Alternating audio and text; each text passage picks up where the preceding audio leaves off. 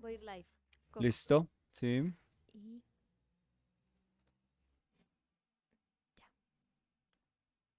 Hey everyone. How's everyone doing?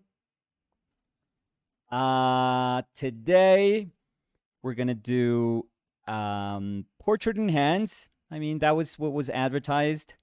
But I mean, hands are gonna be there. I'm gonna paint Fer. I figured, I painted Samu yesterday, so I have to do a nice pair. So I'm gonna paint Fer. Danny's going to share the image that we're going to be working on. Hey I think it's everyone. going to be, hey everyone. I think it's going to be in the in one of the corners of your screen. And yeah, so let's get started. I actually put my bismuth yellow today. I was reading a bit about bismuth yellow. It's actually a wonderful pigment. The more I read about it, it's really good. It's a really, really good alternative to anything ranging from a yellow green to cad yellow light. I don't think cad yellow medium would be close to a bismuth yellow. That would be a little too orange.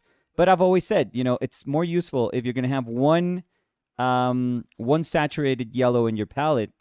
It's far better to have it lean towards the yellow green side of the hue instead of the yellow orange, because if you have anything ranging from like a cad red or a quinacridone magenta, you can make oranges. So with a tiny bit of cad red added to a bismuth yellow, you can make pretty much any variation of cad yellow. So I think that yellow greens, in this case, or bismuth yellow, are far, far more helpful. They're far more sort of grateful to you as a pigment when you decide to use them as a primary color, as the base for a primary color palette.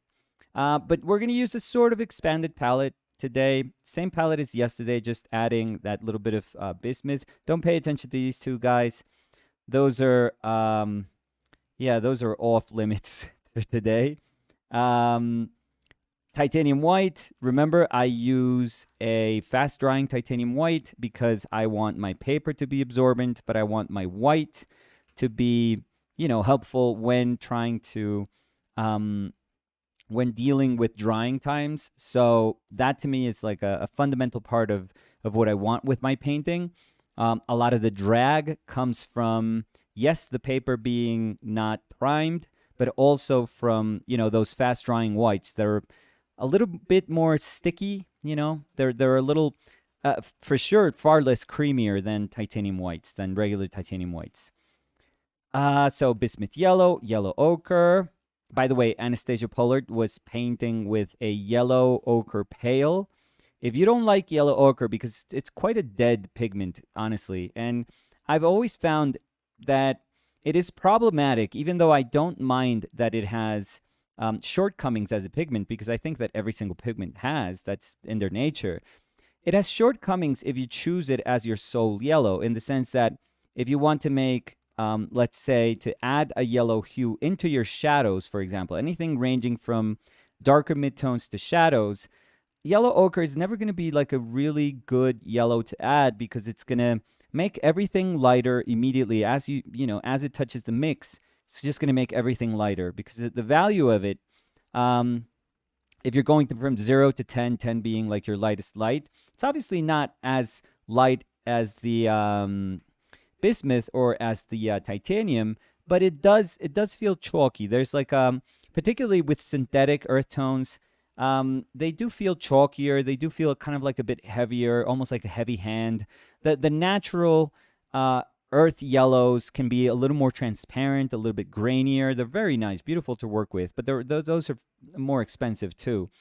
But if you're working with just a regular yellow ochre, this is what is it? Michael M. Graham yellow ochre. Yeah, there's going to be a ton of opaqueness to that ochre, and it sometimes ruins your mixes.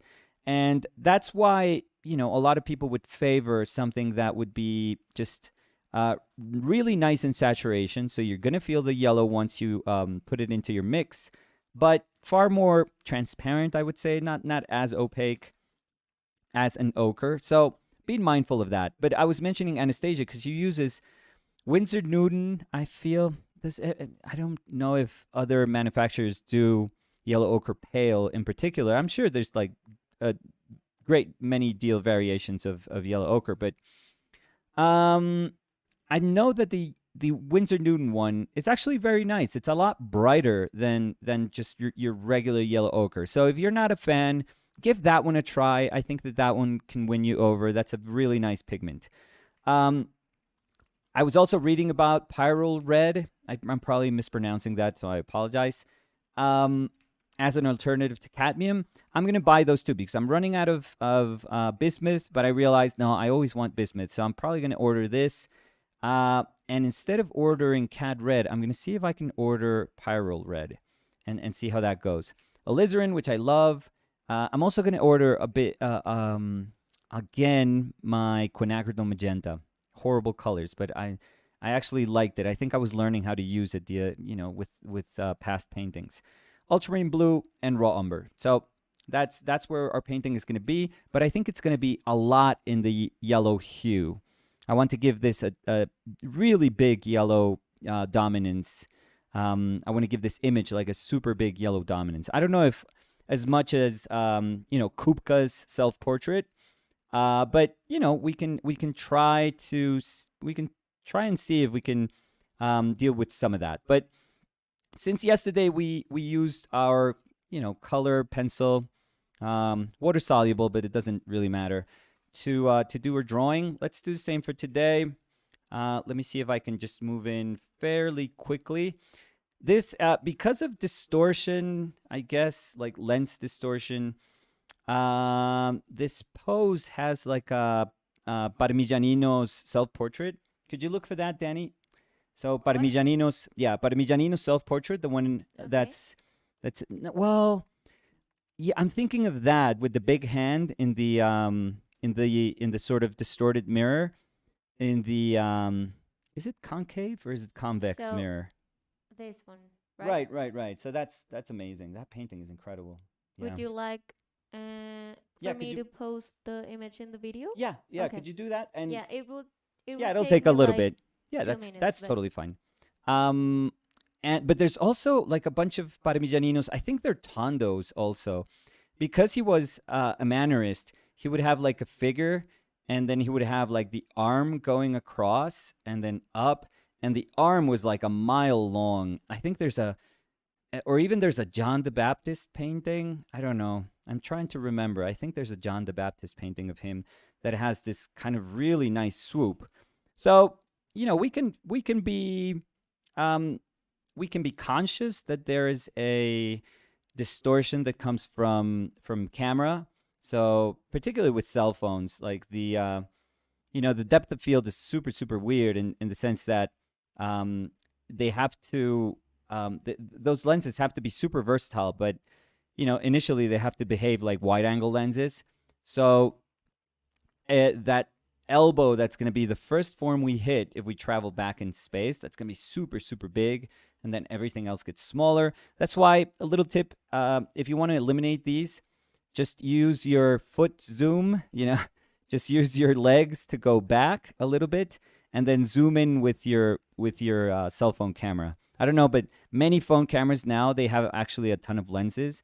So it's actually really cool if you look at a video to see when each one of these lenses gets to work. So for example, mine, if I go to 2x at 2 times the zoom, it actually goes to the next lens. But this is the best lens that I have in the camera.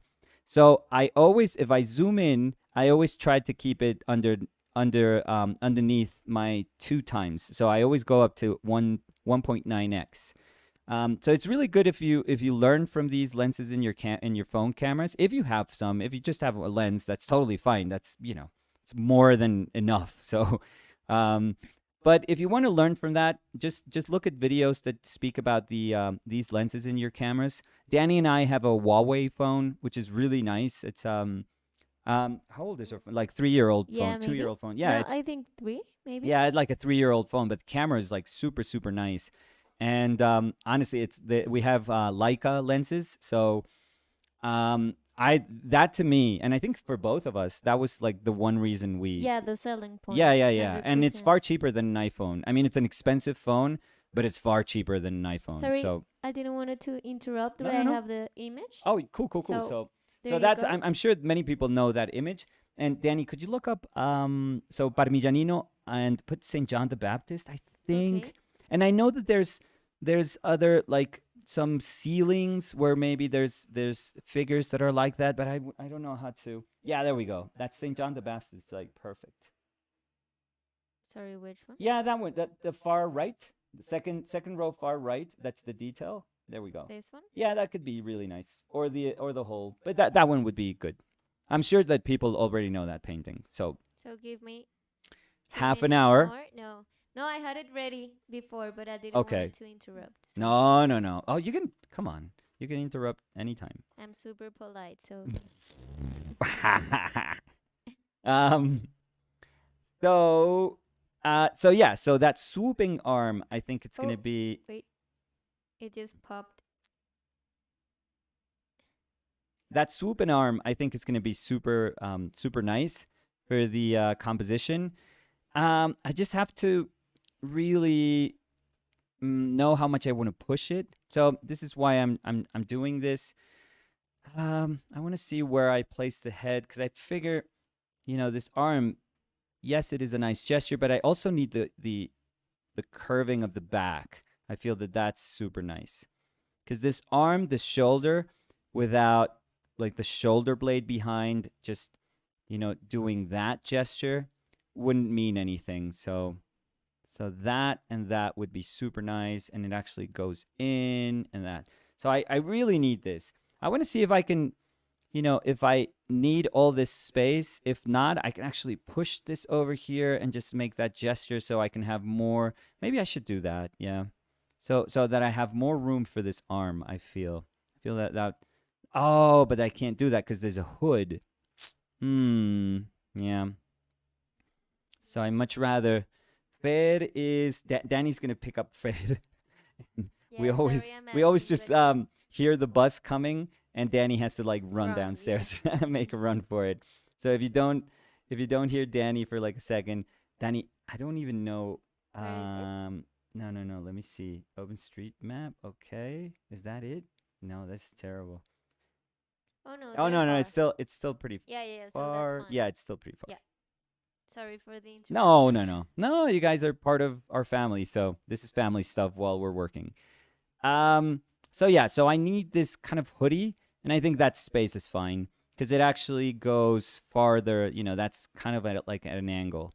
So yeah, so I'm gonna keep that, and now I have to see the proportions. I mean, there's already a proportion. If I chose this height, that already means that I've chosen a proportion. But I know that even though I want this swooping arm, I can actually make it smaller because in the photograph it's already super elongated. So I could do that. Let's see. Let's travel here.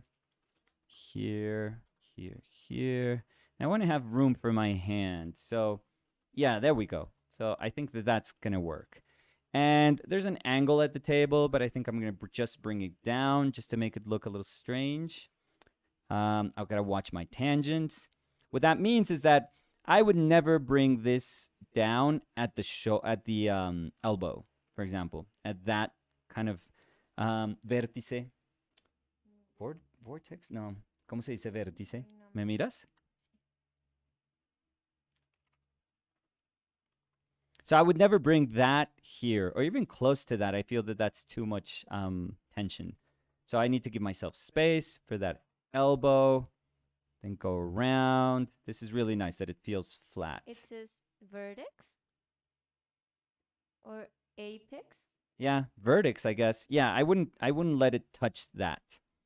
So that's kind of good. Hand, let's see. Can I finish that gesture with that little that little toe poking out? I'm fine if that barely goes to the edge. That's nice. That's nice. A little too big for that hand, I feel, but I think we're going to do well. So yeah, so that's good. Then the book is actually just a excuse, but I really liked the just this horizontal shape there. It's kind of strange, weird, but I like it. There's a big. Where's that coming So from? Let me they're see. saying it's Yes, vertex. verdicts. I don't Yeah. think I've ever used that word. Like vértice in Spanish, I've used it, a thousand times. But But I remember I used it in school because math, verdicts, yeah, like because yeah, with math like was in English. geometry, right? Yeah. But in I don't know. No, I don't know. I don't know why I don't think I've used it in English for some reason. Um, let's see. That's okay. Chin would be here. Hair. I love that the sort of the hoodie connects with the shape of the hair. It's very nice. Um, I would lower, for some reason I think that the shoulder is up top. It's very nice. It's kind of pushing up. But the chin is down, so she's almost like hunched over. And that makes a beautiful pose. Um, Fed is super damaged now. She if she sees that I'm looking at her for a long time, she knows that I'm interested in what she's doing and that maybe I'm gonna ask her to stay still. But since she's like super histrionic, she'll just force the pose. Oh, and if you're not watching too. I mean, Yeah. she's always trying to catch your attention for Oh, yeah. like a photo for painting. Yeah. She's Yeah. posing. She knows that there's a potential pose in everything she does. That, by the way, would be my Ashley Wood face. Never, or even like a hint of a nose. I can't do anime-ish eyes. I can't do that. I'm really bad at those. Um, but he always does like, exaggerated and then full lips, full lips. He doesn't need a nose in a ton of his drawings. It's amazing. I did my best try at an Ashley Wood with do you remember that one, Danny, with the one fair kind of the green sweater, striped, green and white sweater. No. Yeah, that she's like hunched over No, I don't and she had remember. like a pointy nose and like a dot for an eye. It's kind of Let cool. me check Yeah, because you have to check the OPL folder. yep.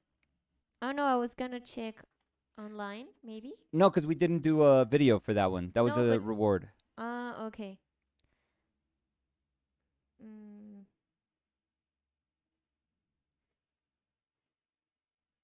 Oh, so Camila Ogerman says, "Hi guys. So I watched Zachary's documentary, Oh my. still crying. Oh yeah, yeah. But did you like it? Let me know." We weren't exaggerating. I hope you guys didn't think I was being like super dramatic yesterday. Well, you're always a Yeah, I'm little bit, a little but dramatic. I think Fair. yeah. I think we know where Fair gets her. So they're asking for your Instagram account? Mine? Yeah, so Oh, sure, sure. because I have a graphic, but it has both of us. But Oh, you can put yours too. Come on. no, but I No, no. post You're like essential once to a us. year. No, this is us. This is us. This is not Okay. just me. Oh, it's not readable there. So there you go. They were asking. Um, wait, I lost the question. Um, it was about the drawing. Wait a minute. Mm. No, Dani. La tenía No, no, subrayada y no. se me No, fue, así no se espera. puede, Dani. No. No. Eh, mm, Danny's on Friday mode, so she's working at like, 40%. 40%. like 20, more 20. No, I don't find it. Yeah, do you remember what it kind of said? Maybe? Yeah, they were talking. Oh, there, here it is. How did you learn to break down the structure of the head into such specific subforms? What did I use or what would I recommend? I like many people, I used and we were talking about this yesterday. So I think I did use Loomis for that, but not so much Andrew Loomis for that. But I think I did like everyone else. I had a bunch of Bridgman books, and what was my go-to book for that? Maybe Vanderpoel. Danny, could you search for that book? I actually love that little book. I think it's amazing. What's Vanderpoel's book? Edwin Vanderpoel? Wait. Vanderpoel. Poel. Mm, No, this is a cyclist. yeah. Really? Yeah. Is it not Vanderpoel? Matthew van der Poel. No, He's put a like Dutch. Vanderpoel artist. Okay. Oh, John. John John Vanderpoel. van der Poel. Yeah. Okay, yeah. And what's his book? Maybe his book is somewhere. There we go. The The one at the human back. figure. The Human Figure. So Yeah. that I would totally recommend. I mean, it's an old book, but it's really good. And I remember copying a ton of the drawings that were there. So So if I'm gonna. Oh, sorry. I'm No, gonna no, no, no, type no. the name. So there you go. so I think that book, coupled with Bridgman, and I had like more. I would. What would you call those? Like, just more traditional anatomy, based books, but that they just show you, information. Now, what's super cool? You can use apps that I had an app. I had it on my earlier phone, and for this phone, for some reason, it just didn't. I don't know. I guess it was good for an OS that was earlier, and when I tried to use it on this newer phone, it just didn't work. But do you remember that app, Danny, the anatomy app that I was using? That Mm. one saved my ass. When I was teaching like drawing with a sort of anatomy edge to it. Oh, that one got me out of a ton of trouble, and I did a ton of studies based on that. So when we were looking at the model, it was super super cool. Like it really really helped. And we had like a little crochet figure at Blanc where I was teaching those drawing courses. Do you remember if it's one of these apps? Because there are a lot, like anatomy You know what it was learning. called? Like skeletons and muscles. It had like a Wait. super, whatever name. Maybe skeletons and muscles. I feel. Mm, Actually, I could make that meet. I think that's kind of cool. no, I don't see. That, and I could push the blue in here. Okay, so that's going to be, yeah, we're spending way too much on this drawing, but I think that's going to be it for the drawing, for our drawing stage. Yeah, I think it was skeletons and muscles. Was it muscle and bone anatomy? Maybe, 3D? Maybe. maybe. Did you pay for Danny, it? I Because think it's they're going to $5. be, yeah, I paid for it. Danny, I Yeah. think Fer is Okay. downstairs. So I'll be back in a minute.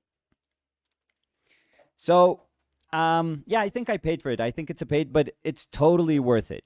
Totally, totally. Danny fell. She's fine. But I think it's totally, totally worth it.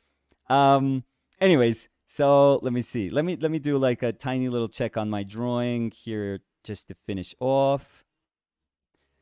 That's okay. So yeah, so that Vanderpoel book, I'm sure you could get it like super cheap. I even feel that if you can't, if it's not easy for you to get it, it's probably you could probably find it as a PDF somewhere also. But I would totally recommend it.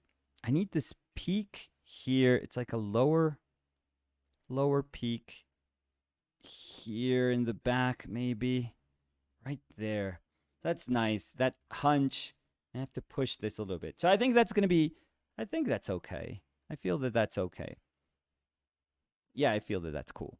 So, as I was saying at the beginning, we're gonna try to make it yellow dominant, and I'm gonna ask Danny to link to put that Kupka self-portrait that I think is in Houston. Maybe you guys can confirm. And now that we're going to Houston in a couple of weeks, I've never seen that painting in real life, so I'd be super super excited to see it. But it's not going to be quite that, or I'm just convincing myself that maybe it's not going to be quite that, but maybe it is. Maybe it is. So maybe the painting is going to end up being a little like that. Um, let's see. Let's see. So I'm guessing like I could, if I'm super convinced about the yellow hue being quite dominant, let's see if we can just brush um, a lot of this yellow on here.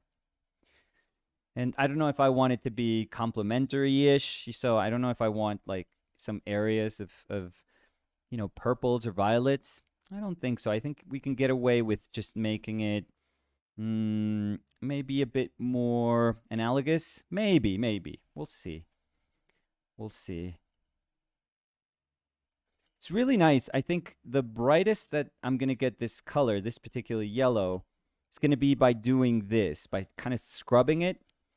And letting some of the brightness, quote unquote. I mean, we've talked about this. This substrate is not really that light, but some of the brightness, letting some of that brightness of the of our substrate kind of shine through.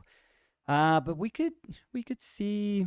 I mean, there's a greenness. I'm pushing here, right? This is like super exaggerating, and this is just to give myself like an opportunity to do something. So I'm thinking that I could make maybe her a little bit greener and just make the mouth, like the puffy mouth. And that, by the way, is my mouth. She inherited that, those lips. I think my body is nothing to, write home about. I think I described it in one of my stories today because Simon Davis, who was an incredible comic book artist, painter, drafts, person, he painted me for a series of paintings that he's doing of artists that he enjoys, and he painted me and he kicked ass. I thought that was 100% me, but I felt a lot stronger. I saw myself like as being a lot stronger, and I described myself as like I have the body of a retired Russian wrestler or Russian UFC fighter. And I've always thought that that's kind of what my body looks like. It gave up. It once was a body, but it gave up like 15 years ago, I feel. 40 years too early it gave up, and that's what I think of my body. And I'm saying this because I think the saving grace of my whole body are my lips. That's just about it. That's the only thing I have that is of any interest. So I think Fer inherited those. So what I was saying, and let's see, and maybe I'm going to use these hideous colors. Let's try it out. So maybe we can make like a slightly greener face. Well, that's not even slightly greener. That's way greener. We could do this, and let's, the hand, just to speak about kind of like skin. Let's make that. That would have been nice for Halloween, but we're going to still, keep it. We can do this.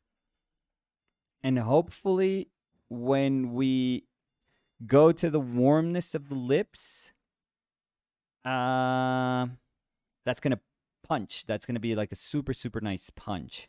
That's going to be nice. I think that that's going to work. I kind of have a feeling that it will.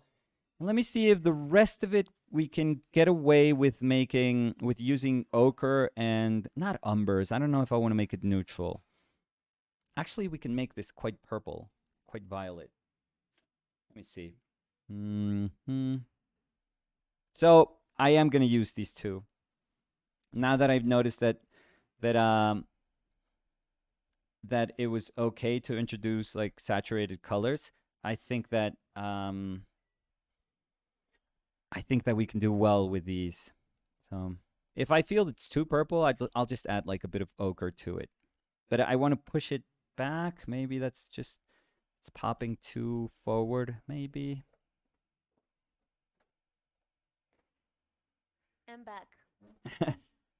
We have to tell Fer that maybe they're picking her up.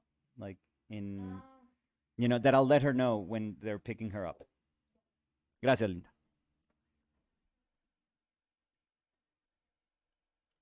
Danny was back momentarily.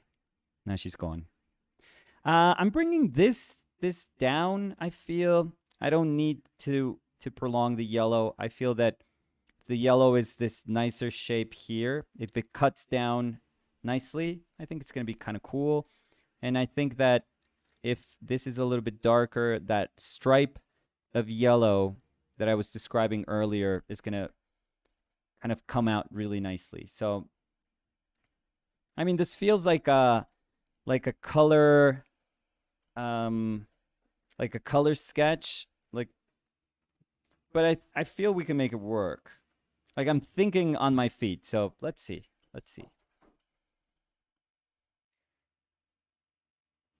Everyone left Danny. Yeah. I No, no, didn't know no. what There's I didn't know what to do. I was talking about my body. Yeah. Somebody commented, and this is totally fine, by the way. This is we're not throwing shade at anyone. I think that this is fine. But somebody we were going live, and I guess there's a lot of hardcore people that really want this channel to be about art, just solely about art. It's like, I don't want to know about you or your likes or dislikes or your life or anything. I just want to know about painting. It's really hard for us because I think our life intersects with what we do so much that it's super tough to just isolate one thing from the other. And it's cool. It's totally fine. I've always felt, well, it's YouTube. You don't have to subscribe. We don't yell like, crush that subscribe button, like, please. We don't say anything like that ever. And we just, we're happy if you find that it's helpful, that if you find the information that we give or that the experiences that we have, if you find them helpful, that's awesome. But if you don't feel it's for you because it's just too much talking and too much nonsense, then that's totally cool too. Like, I'm super respectful. So, but I don't think I can change. I don't think both of us, we can't. no, no, no. But No. you were telling a story about a comment, Oh yeah, and so the he guy was just like, "Yeah, I checked it." I think he was saying yesterday how he popped in and he checked out our live video for like a little bit, and what he heard was something about cats. no, no, no. But he didn't say yesterday. He Or maybe just some other commented that, videos. Yeah, because I was yeah, thinking, like he tried to really? watch a video, and we were talking. Oh, sorry, we were talking about cats. I don't even remember that, but which is cool actually, because I don't even. And he was like, "No, it's not. Disappointed." But yeah, it's totally fine. That's totally fine. Yeah, but it was funny because when we read the comment, it was funny because I mean, we totally understand what he's saying, but we just have so much fun when we talk about all that nonsense. Yeah, I don't think we've ever. I mean, we have serious moments, but I think Danny and I function because we also are kind of dumb. Mm, no sé cómo She recibir didn't eso. sound too convinced about that. Her grunt felt like you're the No, dumb one. no, no, You're the no, I stupid one. am, but I don't know how to answer to that. So yeah. Mm, would you like for me to ask some of the questions that they've made? Yeah, sure. Yeah, because I spoke about my body. I spoke about my lips. I was getting nervous Your without you. So hips. my hips. No, there's nothing there. Oh, Um, I understand your hips. no. That's what would I write about? I don't even like a sentence. I have none. Um, yeah, it's amazing with men how you can have like a big belly, but you don't have hips. Like your pants are gonna always fall off because there's Well, no not hips. always. I mean, you cannot generalize the structure No, of men. yeah, but like older, men that you have a belly and you always see like a butt crack. Yeah. So that was a small detour. Okay. I know that people are nodding. I know that people are like, yep. Mm, Anyways. they're saying, I want you guys to focus only on workouts and sad documentaries. Nothing else matters to me. Marcelo, did you watch the Dear Zachary documentary? Because Camila answered and she said that it was very good. So, Well, what I heard is that she was still crying. yeah, but then she said that it was very good. So, I'm keeping that. Oh Yeah, a no, lot she of said editing, a lot of no. She said editorializing love there. it. So much better than just I like it or whatever. She loved it. So Okay, she's overselling it now. yeah, she's Team Danny.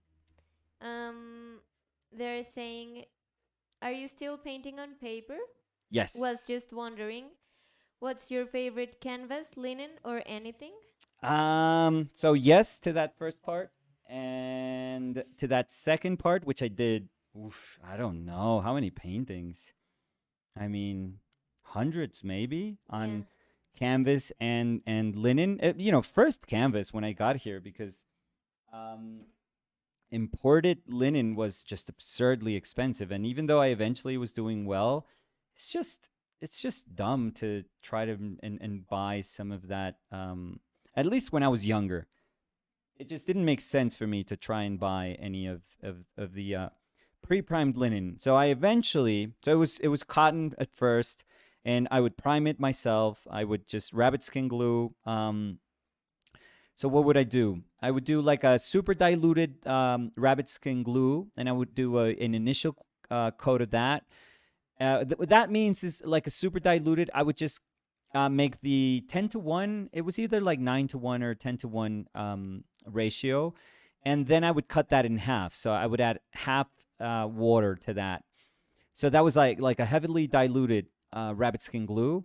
I would do that first, and then I would do the 9-to-1 or 10-to-1 rabbit skin glue solution. And then it was maybe 5 to 6 coats of, yeah, about 5 coats of gesso, just sanding in between each coat and alternating directions. So I would get like a fairly smooth canvas, and that was my surface of choice for many, many, many years. Eventually, I was able to commit to buying. First it was raw linen. I remember, not super nice, not portrait grade linen, nothing like that. It's just like regular nice linen, but nothing super super expensive. I mean, expensive for us here because the prices are ridiculous. But um, and I did the same thing. That's highly diluted first layer rabbit skin glue. There were moments, when I got here that I was using cowhide glue, which smells horrible. I don't know if any of you guys have ever used not rabbit, cowhide glue. Oh my God. Huele a, pues a hediondo. sí, hediondo, como, Me o sea, imagino. a vaca 100%. Pero la cola de pescado ya huele feo. Sí, sí, sí, como la gelatina, sí, Sí. pero la cola de conejo también huele feo. Yo he usado la de pescado La de y pescado. So Danny's horroroso. saying that she uses just No, regular, I used. or she used when she was painting or doing like larger paintings. She used the, yeah, what is gelatin without gelatina sin sabor, gelatina, yeah, they sell it as that, right? No sé. Yeah, gelatina sin sabor, so it's gelatin without flavor. That's how you get it here, which is actually fish based, I feel. So yeah, so the best one, of course, it's the rabbit skin glue, and it's not because we've used it for centuries. It actually has one of the highest grades of, I forget what the word is to measure, how strong a glue is. I think there's a word for that if I'm not mistaken. I'm trying to remember um my Mayer readings, but yeah, I forget. But yeah, rabbit skin glue. We use rabbit skin glue, and the only reason that we use it is because it's an incredibly strong hide glue. So I used cowhide, rabbit skin glue. Also, again, the only reason that I was using cowhide was because rabbit skin glue was super hard to find here. And the cowhide glue, they used to use it. Plumbers used to use it to glue tubes together. So it's, yeah. So this was years ago, but I could find like really nice big crystals of cowhide glue. It was actually super super cool. Um, and acrylic gesso, just regular acrylic gesso. I didn't have like super. No, no, no. I remember that for the longest time I did have like a nicer one, and then I ran out. And by nicer one, what was it? We don't get like any golden or anything like that, which are really good acrylic brands. I was using a Lefranc gesso, if I'm not mistaken. So yeah. And eventually, I moved when I could afford it. I moved to pre-primed linen, which is incredible. Which is, it just takes your, the work away from everything that you have to do with pre-prime, with priming the linen. And it was very nice. I remember one time that I was doing very well, and I bought a whole roll. I bought the whole roll of linen, and I even used some of that linen for a bunch of weeks. Do you remember, Danny? A bunch of weeks in the Our Painted Lives Yeah. that I had that tube. At And the beginning, maybe. no, I think it was like around the middle. But it was last year, not It this was, one. yeah, no, no, So no, no, no, no. that for me is the beginning. Like, Right, right, right, right, right. So so I used that, and I used all my scraps, and because we are working on smaller sizes, that was totally fine. But then I ran out of that. I ran out of that beautiful substrate, and I started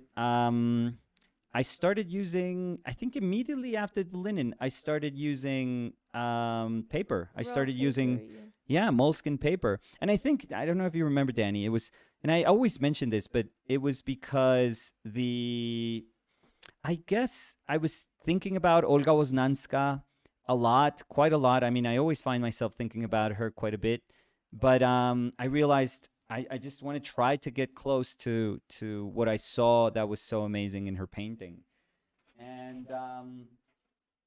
And yeah, that was it for me. As soon as I started using it, it just kind of changed everything, absolutely everything for me. So Mm, yeah, and why raw paper? It's just I love like a super super absorbent surface. I think it works wonders with the sort of painting that I'm doing. It's very dry brushy. I mean, you could still model with this paint. You don't have to just treat it as a dry brushy surface, but it works really well for me. I mean, I think that at my core, I'm a fairly, expressive painter, or I feel most comfortable when I can be fairly expressive. And this just lets me. It doesn't. I mean, it lets me, but it also pushes me to be quite expressive. So I don't know. I just found incredible empathy between what I was going for with my painting, and my attitude towards painting, and the way I push paint and my substrate. Everything just kind of made sense together, and I was like, okay, we're keeping this. And at the beginning, because I don't know if you guys remember, like Our Painted Lives was, we were somewhat eclectic, and we were doing a ton of different things. And at the beginning, I thought, okay, maybe people are expecting us to go back to like primed surfaces, or maybe, even I was thinking. I think I told you, Danny, at some point that I was thinking I should buy another roll. I should try to buy yeah. another roll of linen, if it's possible. And and eventually I was like, no, because I was worried that people would think that it was just capricious, that I was just being like a little too capricious, like saying, oh, I'm sticking to this. Just, I like it. I don't care what you guys think. Just, I feel comfortable. I like it. But the truth is that I just really, really felt like I connected with something. I connected with the surface. And it just made everything, I don't know. You know how yesterday we were talking about how that Andre the Giant painting was super cool, because I felt that I painted something that that I was able to paint the thing that I wanted to paint, kind of like the thing that purpose that I had for that painting, I was able to execute it, to see it, when I was done painting. And that's such a rare thing that I felt super super compelled to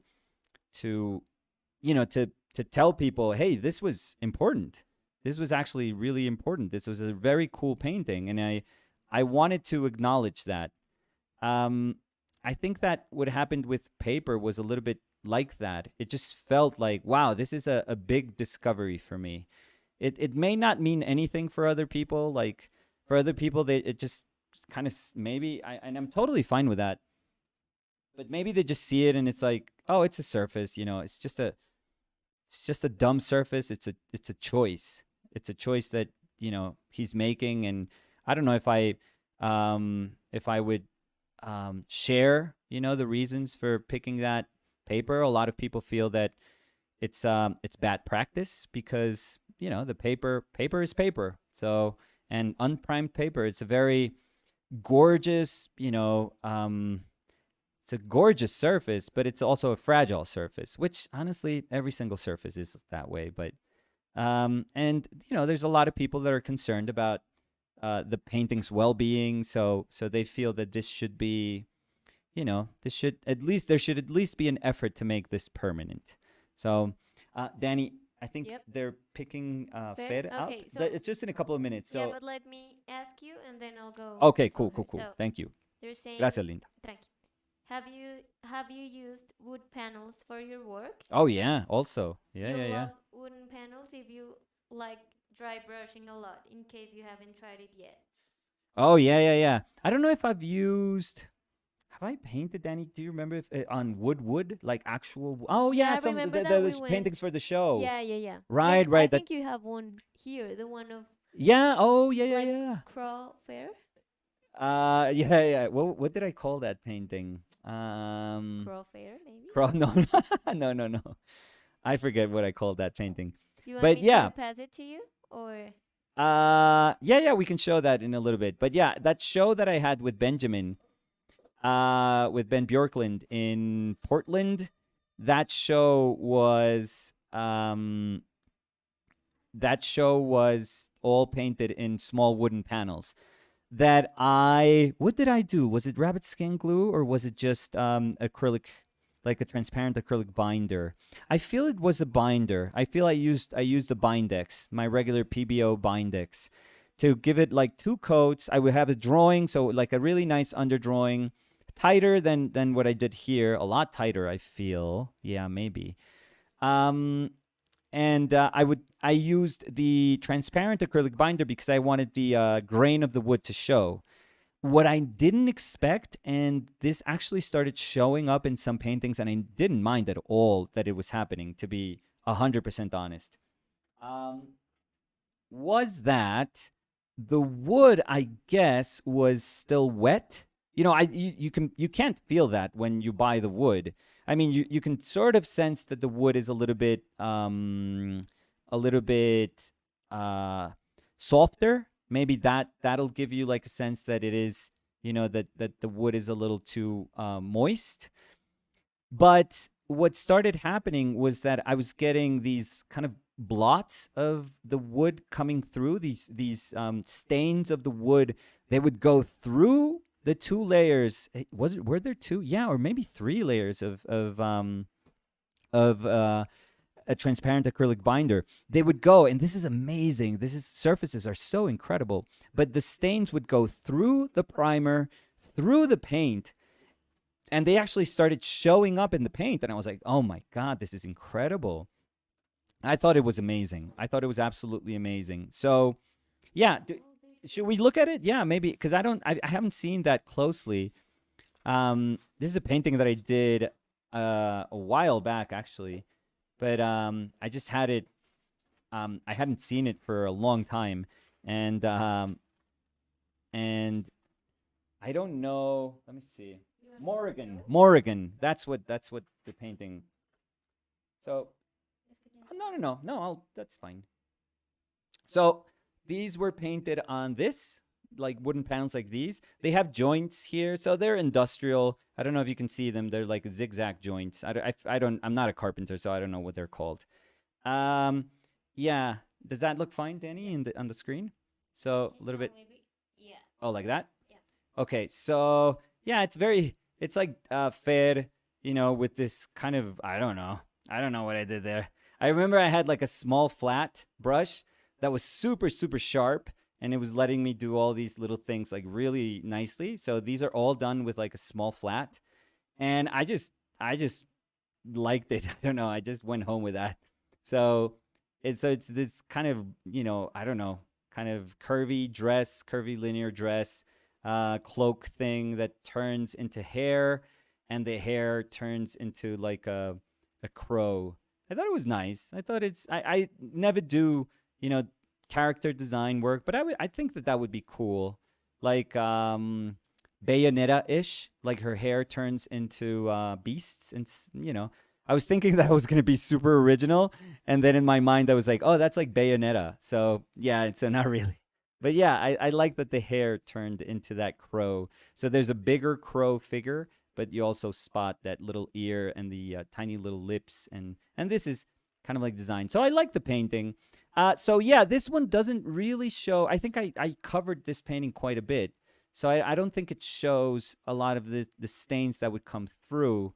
But yeah, with the other paintings, for sure. Maybe you could look. ¿Te acuerdas? A ver si hay other paintings of that of that show of that expo. Yeah, maybe the one of my mother with the hand on her chest. I think that that one shows it nicely. Do you guys like that painting? I actually like that painting, but it's a weird painting for me because I don't usually do anything, you know, stuff like that I don't usually do, but I have fun with it. I mean, if there's one thing that this our Painted Lives project taught me is that it's okay to have fun with images. Like you can, you know, nobody when you work for yourself, nobody really tells you what to paint, so you can pretty much do anything you want. So that's actually super cool. But I don't know if you guys when you see a painting like that one of Fed, you feel that it's that it feels a little too foreign from what I normally do. That's how I feel about when I mentioned that I want to do like either comic book stuff or character stuff. I always think I don't know, are people gonna really understand this as I hope or what I feel is like I hope people don't feel like I'm pushing this for the sake of pushing, but that this is something genuine. Like Danny knows me and she knows like all of the things that I like the broad range of things that I like. Um, but I always worry that people have like a different idea of who I am as a person, and that they they'll feel that it's super strange for me to like those sort of things. Like,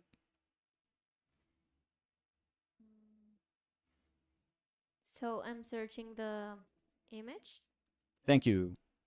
Thank and you, Lindita. de nada, Coquito. So they're saying it's cool. I liked it. Very dynamic for how sharp it turned out. Buenardo. I thought someone else did the painting. Yeah, yeah. Do it. Do what you're passionate about. Oh, hell yeah. Thank you. Um, están preguntando Sí, señora. cómo limpias tu paleta Oh, so I just scrape it. en español. En Perdón. español. Sí, no, yo cojo una espátula y le quito la pintura, pero hay veces queda. O sea, miren todo esto. Pero es que no hay nada más bonito que una pátina de pintura en la paleta, entonces la quito con una espátula, le paso un trapito encima y ya. No, no es nada más. Listo. Si quieres, puedes decir que ya voy a mostrar la de tu mamá. Ya. Oh, okay. So Danny found the painting of my mother. This Could one, you, right? yeah, could you make it bigger? Just make it like Okay. half the screen. So, wait a minute. Okay. So and maybe try to find, maybe Danny can tell me if it actually shows. The if there are places where the stains show. I think that on the So, right, on the left side of the painting, there was a stain that was going down. Does it show? Maybe that. Yeah, I this think one? that's red. Yeah. Yeah. You can barely tell, but it got bigger and bigger as time went by, which I No, but thought was really it's cool. visible. Yeah? Yeah, yeah, yeah. I think they can see it. Yeah, so that was super, super nice. Again, a lot of people would be like super nervous. It's like, oh my God, no, we can't let like a stain show, through the painting. That's going to ruin the painting. But I was like, that's awesome because, what better way to acknowledge that you're painting something on a piece of wood than to let the wood sort of unexpectedly, because I wasn't really trying to do that, but unexpectedly shine through. So I thought that was super cool. Mm, so, Robin is here. Hi, Robin. Hey, Robin. And she says, for me, it's a reminder that we all have permission to follow our own voice and vision. So, Oh, that's excellent. um, Let me. Okay. They are asking. Yes. Uh, Sí, Danielita. uh, so I'm looking for a question. Wait. Uh, I don't know while you're searching for that. I don't know why I'm concentrating too much on the portrait at this moment, but I feel that it's really important to get these relationships right. I mean, that's going to be the painting, like the not the whole of the painting, but I think a lot of the painting is going to be right there. So I need to make sure that it works. mm, at uni, I feel there's a standard to be super experimental and think outside the box. But I have no interest in doing that because when I do, I end up with work that I feel very unattached to. Any advice? Oh, oof, that's a tough one, isn't it? That's super, super tough. I think we talked about a little bit of this Yeah. the other day, Danny, where we were saying a couple of things, I guess. One is to say, give those classes a shot. Like, you never know what you're going to be able to discover in those classes. And by the way, this is me saying these things, but I also acknowledge that, for example, I had a year of painting at SVA that was just, you know, it was useless. I mean, I hate to say it that way, but it was absolutely useless. Um, so I do know what that feels like. I really, really do understand. And sometimes you want to put your trust in your teachers, but many times it's like, come on, like, this is not really gonna do anything for me. And you sense it and you know it, and it's really sad when you have to take a class and you have to just go through the motions and just do what they tell you, and you get a grade, whatever that grade is. If you try to acknowledge what the teachers are trying to say, and I mean, you're not catering to them, but you're trying to understand what they're asking of you. Um, you're probably going to do fine. I mean, in classes, I did really well when I went to SVA, and I think the reason I did well was not because I was a good artist. I mean, the um, the uh, the What? my baby painting. Oh yeah, the fist Yeah, bump the baby. fist pump baby painting is a really good example of how I was really not talented when I was a student. But I was very responsible. I was super, super responsible. I just knew that I had to do what people were asking me to do. But then eventually, if I have to say, when I became a teacher, I realized, what? When I had students kind of like fighting to find their own way through exercises that I would propose to them, I really liked that. I really liked that they were saying, "Hey, I don't quite connect with the exercise in this way that you're telling me to connect, but when I try to make it my own, I find great pleasure in doing this." And they would try things out, and things that I would never ever thought would be ways of interpreting the exercise that I had proposed to them. So I thought that that was awesome, and that made me realize that it's actually amazing when you, as a student or a young artist, decide that you want to be in control of what you do, that you really, really want to, produce work that you enjoy and that means something to you, and that you find a way, you push yourself to find a way to make it your own. I think that that's brilliant. I think that that's absolutely brilliant.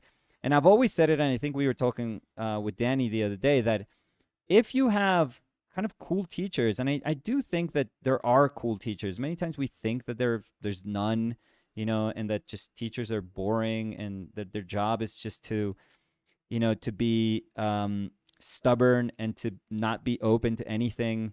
But if you have cool teachers, and my experience is that there's always going to be cool teachers anywhere, anywhere and everywhere. Doesn't depend. It doesn't matter what sort of school you're in, or the level,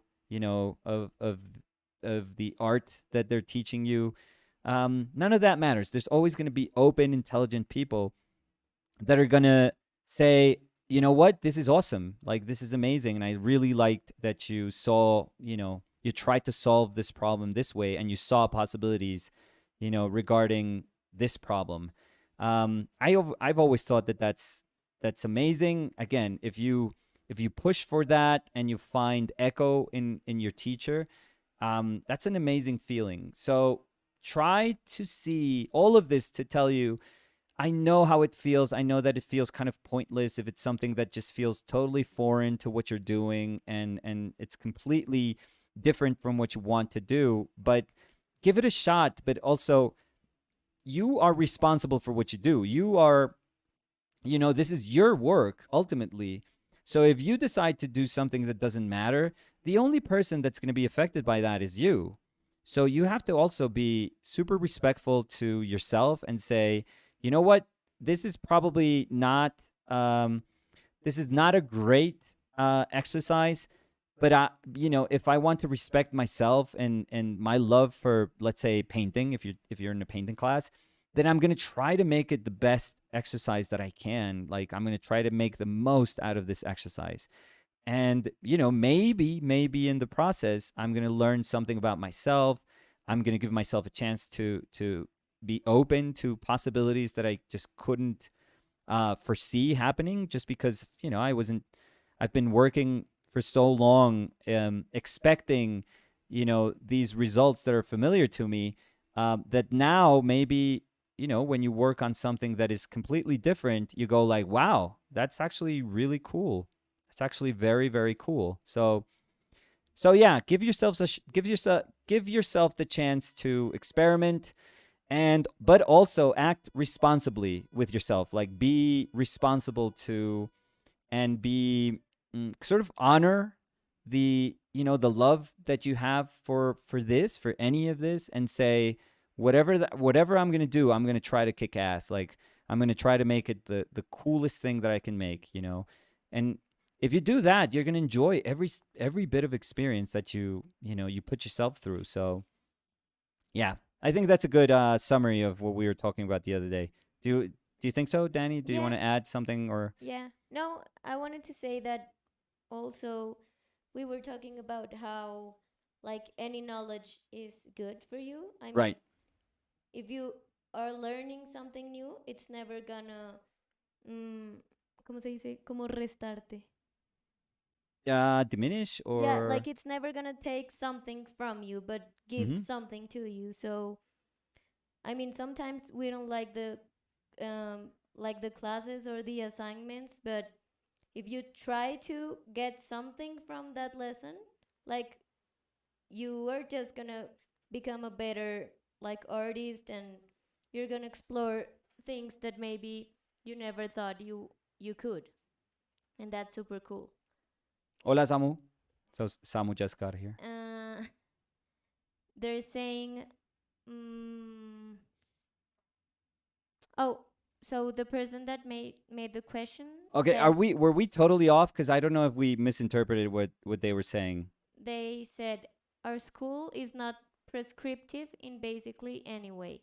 Very little teaching happening at all, to be honest. But the Mm. expectation for us to push boundaries on our own is still there, if that makes sense. Thank you for your advice. Yeah, I think I get it.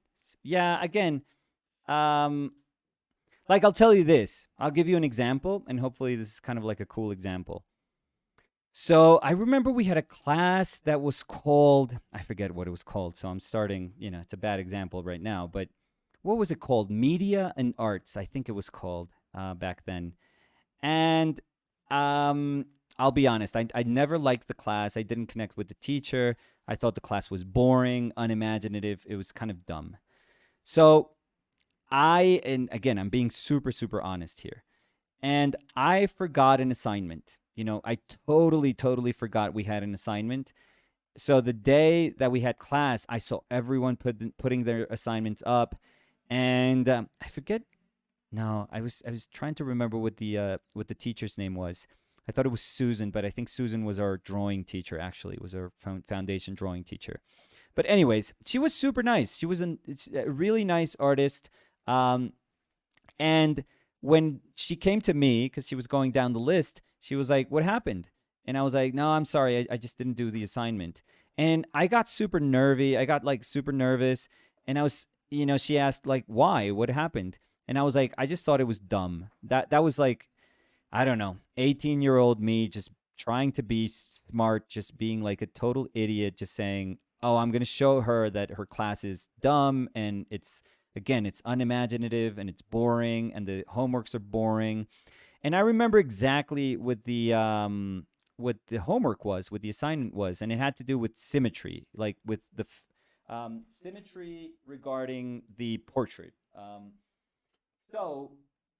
So I thought it was dumb. I was like, what can I do with symmetry? Like, and mind you, this is one of the coolest things that I like about portraiture nowadays, just to fight against, this idea, this concept of symmetry that has been part of a ton of like canons of beauty throughout history.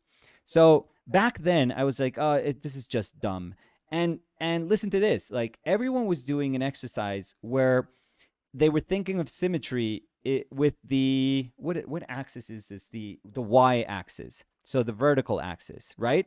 So one eye here, one nostril here, another nostril there, corner of the mouth, ear, right? So they were doing a ton of exercises that had to do with that symmetry.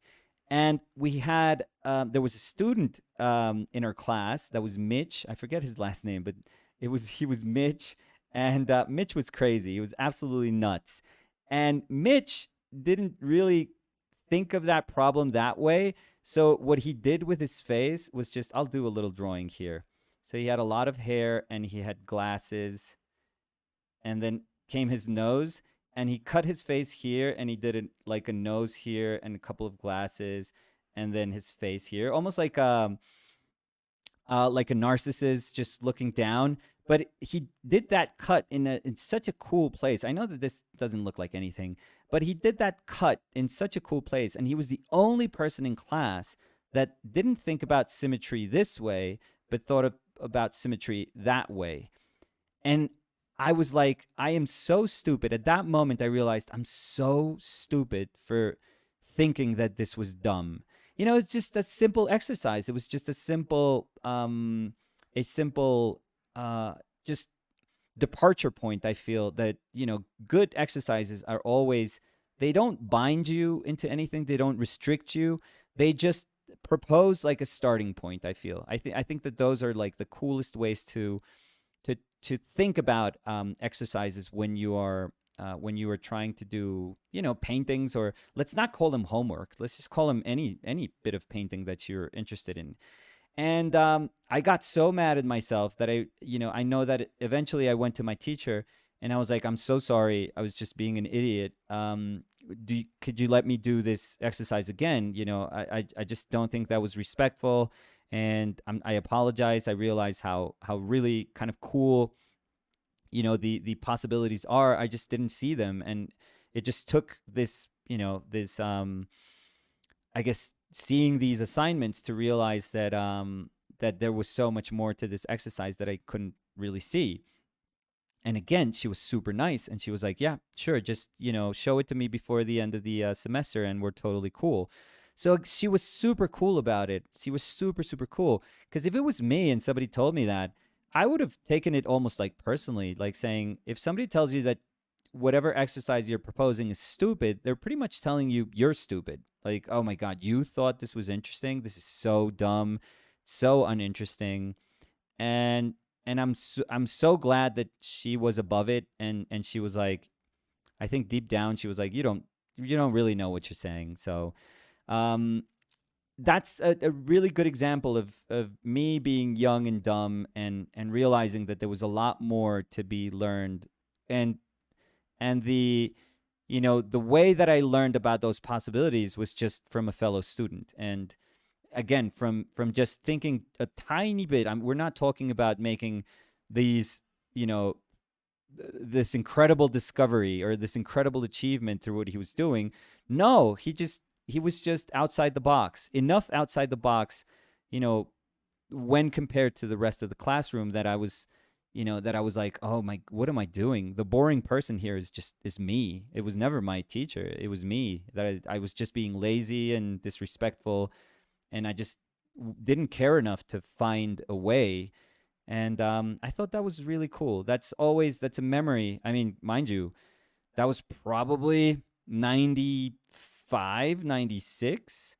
So this is a memory that has, been with me for many, many years because I just didn't appreciate how ignorant I was being at that moment. So I always told myself, come on, before you say something stupid, give it a chance. Give it a chance. The easiest thing that you can say is like, oh, it's stupid and I'm not even going to try. So yeah, hopefully that was a good example. Um, So I'm staying a lot with the, while you look for anything, Danny. But I'm staying a lot and a lot more than I thought I was with the portrait. But I got super engaged with Fera's portrait, so maybe that's why. And I'm liking the sort of edges and the way the yellow bleeds through the. they're saying this is awesome. The color scheme is like the mask. Yeah, And it is. yeah. I didn't think about it. Oh God. Oh fuck. Now I can't unsee it. No, but that's No, I'm cool. gonna change it. No, I can't No, change it now. No, no.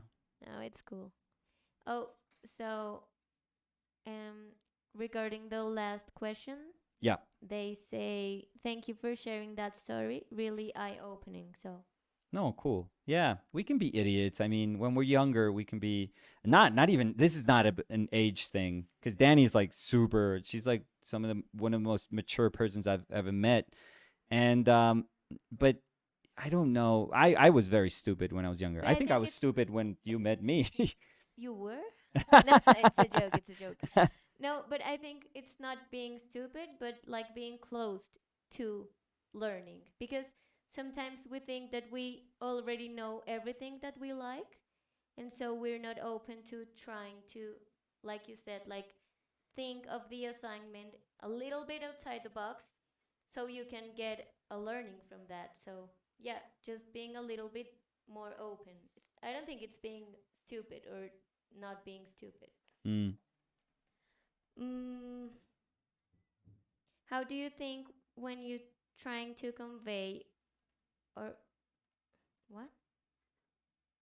Sorry, I don't know if I'm reading it wrong, but it says, how do you think when you're trying to convey or portray something that brings likeness? Okay, so I guess it's a question about likeness. Yep. Oh, I'm really bad at likeness. If I have to be super, super honest, I don't think I'm good at all at likeness. I think I can understand how to make something feel like Danny or Fed or Samu or my mother for sure, because I think I've painted, all of these people that I love enough times that and that, it's not really about painting. It's just that I think I know them so well that um, I can get to their core more easily. Um, but that to me is far more important than just saying, oh, that's that photograph, that Yep. echoes that image, that photograph. No, I think that if you gridded whatever, image I'm working from here and tried to see how far I am from Fer, from actually that photograph, I'm probably like super far, super, super far. So if I'm not careful, I could actually start convincing myself that I'm a really bad drafts person and that I just missed it completely.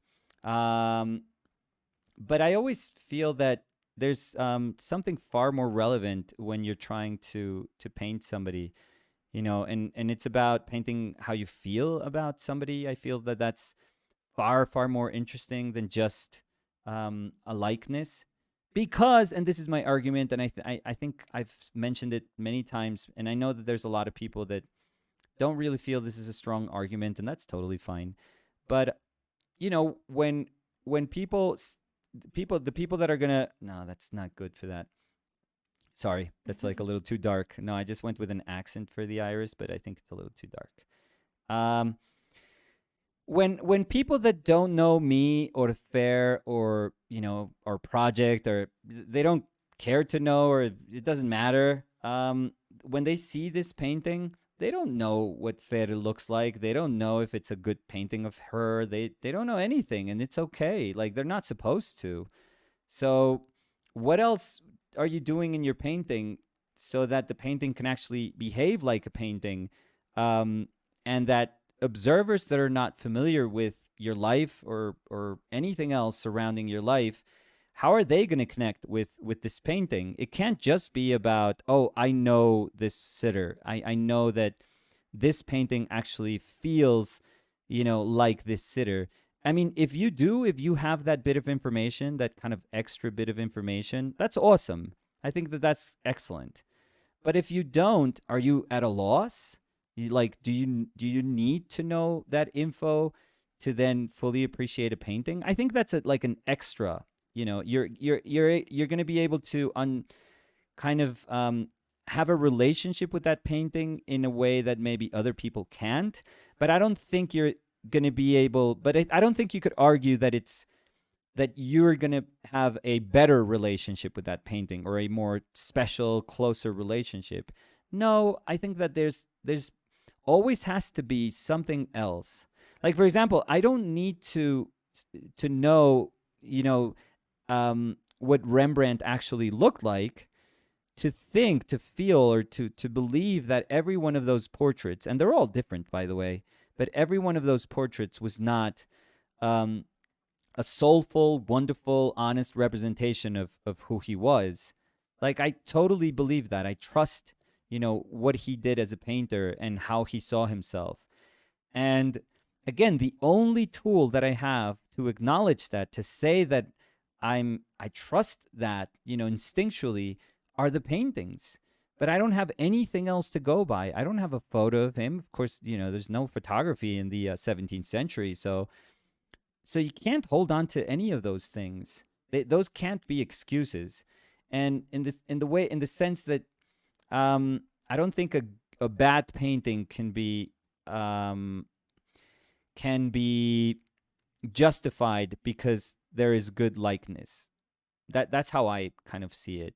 So when I think that likeness can't really support the weight of a painting, then I feel, okay, then there has to be another way. There has to be something else to this that can't rely solely upon, the painting being faithful to the sitter. Maybe faithful to the nature of the sitter, maybe faithful to the way we feel about the sitter, but aside from that, the other parts are just, I don't know, I think they're intangible, I feel. I was thinking maybe it's a little bit out of topic, but No, no, no, go ahead. remember yesterday that we were struggling? Talking about Selena Gomez? No, but kind of like we were talking about the movie Dune, Yeah. and we didn't knew how to describe why it was like not good for us. Like Yeah. we thought Well, it was well, missing something, right, maybe. right, missing, but Yeah, yeah, it's, yeah. I mean, it No, is it's good. visually, it's a Yeah, yeah, tremendous yeah. movie. Yeah. But I think with this that you just said, I think Hmm. it's like the same. When Right, you were talking about not knowing what there is out of the painting, in that case the movie, right, and being able to feel something with the painting, in that case the movie, without knowing anything. So yeah, I was right. thinking about that. Danny drawing Yeah, parallels from I'm with sorry. yesterday. No, no, no. It's No, you took us for, Friday, no, so no, no, you took us for a ride. Thank you. no, Thank yeah. you. But in my mind it made sense. No, I it don't know made if sense. everyone's It like, makes oh sense. my It god, makes sense. goodbye. Are we hemorrhaging viewers now, Danny? Yeah. We're losing, like, no, no, no. Yeah, we have two viewers right now. One. No. My mother, Yeah. Olgis. Mm, so they're saying, have you found doing master copies useful? I know Well, I'm sorry, Danny. that's I okay. know I'm about to scrape this a little bit, but I just feel I'm getting too nitpicky with the nose and maybe a little bit with the mouth, and we'll go back to them. And maybe that was better than what I'm gonna end up with, but it doesn't matter. Like I have to trust my instinct, and if I don't like it, if it doesn't feel quite right, I have to kind of scrape it lightly and see what I could do with that. I'm sorry. Go ahead, Danny. Um, so they were asking, have you found doing master copies useful while learning to paint the figure? I want to improve, but I also don't want to mindlessly copy a master painting. Oh, but you know, ideally, when you're copying a painting, you're not mindlessly copying something. So ideally, what you're doing is you're asking yourself why, why is it that what they did worked so wonderfully well? Why is it that the decisions they made just completely make that painting, and they were able to translate all that information into a super super powerful image that centuries later, let's say if you're painting a Baroque painting, for example, if you're copying a Baroque painting, centuries later, you're from another culture, from another time, from another place, and you're moved by it. So how were they able to produce this immensely, immensely powerful image? Like, what is it that they did that was so, so strong? And that you know when you have a reason for copying, it's a lot better. And the reason can be extremely formal. It can actually speak about the formal qualities of painting, and that's totally fine. So if you're just interested in saying, oh, I want to copy like a Van Dyck, just to push myself to understand how he painted the transparent shadows and then those very cool um, transition tones, and then those very kind of either warm or very greenish lights, depending, or pinkish lights, depending on what he was painting.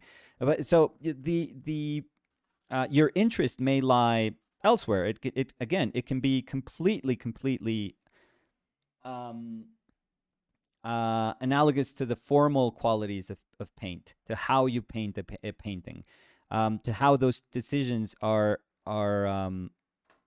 making you see, are making you as an observer read this painting in exactly the same manner that Van Dyck, in this case, let's put Van Dyck as an example, wanted you to read the painting. That's super cool. That's really really cool. And if that's all you want to get out of the painting, great. But that doesn't mean that's all there is to the painting. A painting can be just a source of a wealth of knowledge. So I guess if you see it as that, you're going to start convincing yourself that there is a lot more to just standing in front of this painting. If you're copying it like super old school and you're going to a museum and asking for a permit and you put your easel there about once or twice a week. It was once a week for me at the Met. Um, but if you're doing that, that's super cool. Or if you just you're copying from a reproduction, I would just say maybe spend more time thinking about what you want to copy and why you want to copy, and try to maybe contextualize the painting a little bit so that you know what's behind the painting, the efforts that are behind the painting. Um, and maybe that's going to make the experience a little bit closer. It's going to feel a little bit closer, because what I sense from what you describe is that you feel detached from the experience. If you say something is mindless, it's because you're not really connecting with that particular kind of exercise. So yeah, so it's about, I guess, trying to find a way that makes it that is closer to you, to your own sensibility. So I'm saying this while I'm ruining all the work that I did for like about an hour. But it happens. I don't know. I just, it wasn't there. I think I was committing too quickly to something that just wasn't there. So I need to work harder to see what I want from this. Eh, Inma dice, Immaculate. dice arriba Dani, Immaculate. arriba Dani, no estás echando viewers. Muchas gracias, Inma. Ojalá no se vayan muchos No, con no, no. mis conexiones de temas. Sí, no. Igual sigo Estás, diciendo que en mi cabeza tenía todo el sentido no, la conexión. estuvo bonito. Estás tejiendo. Parece un telar. Eh, So this one is a little bit related to the question of likeness. Okay.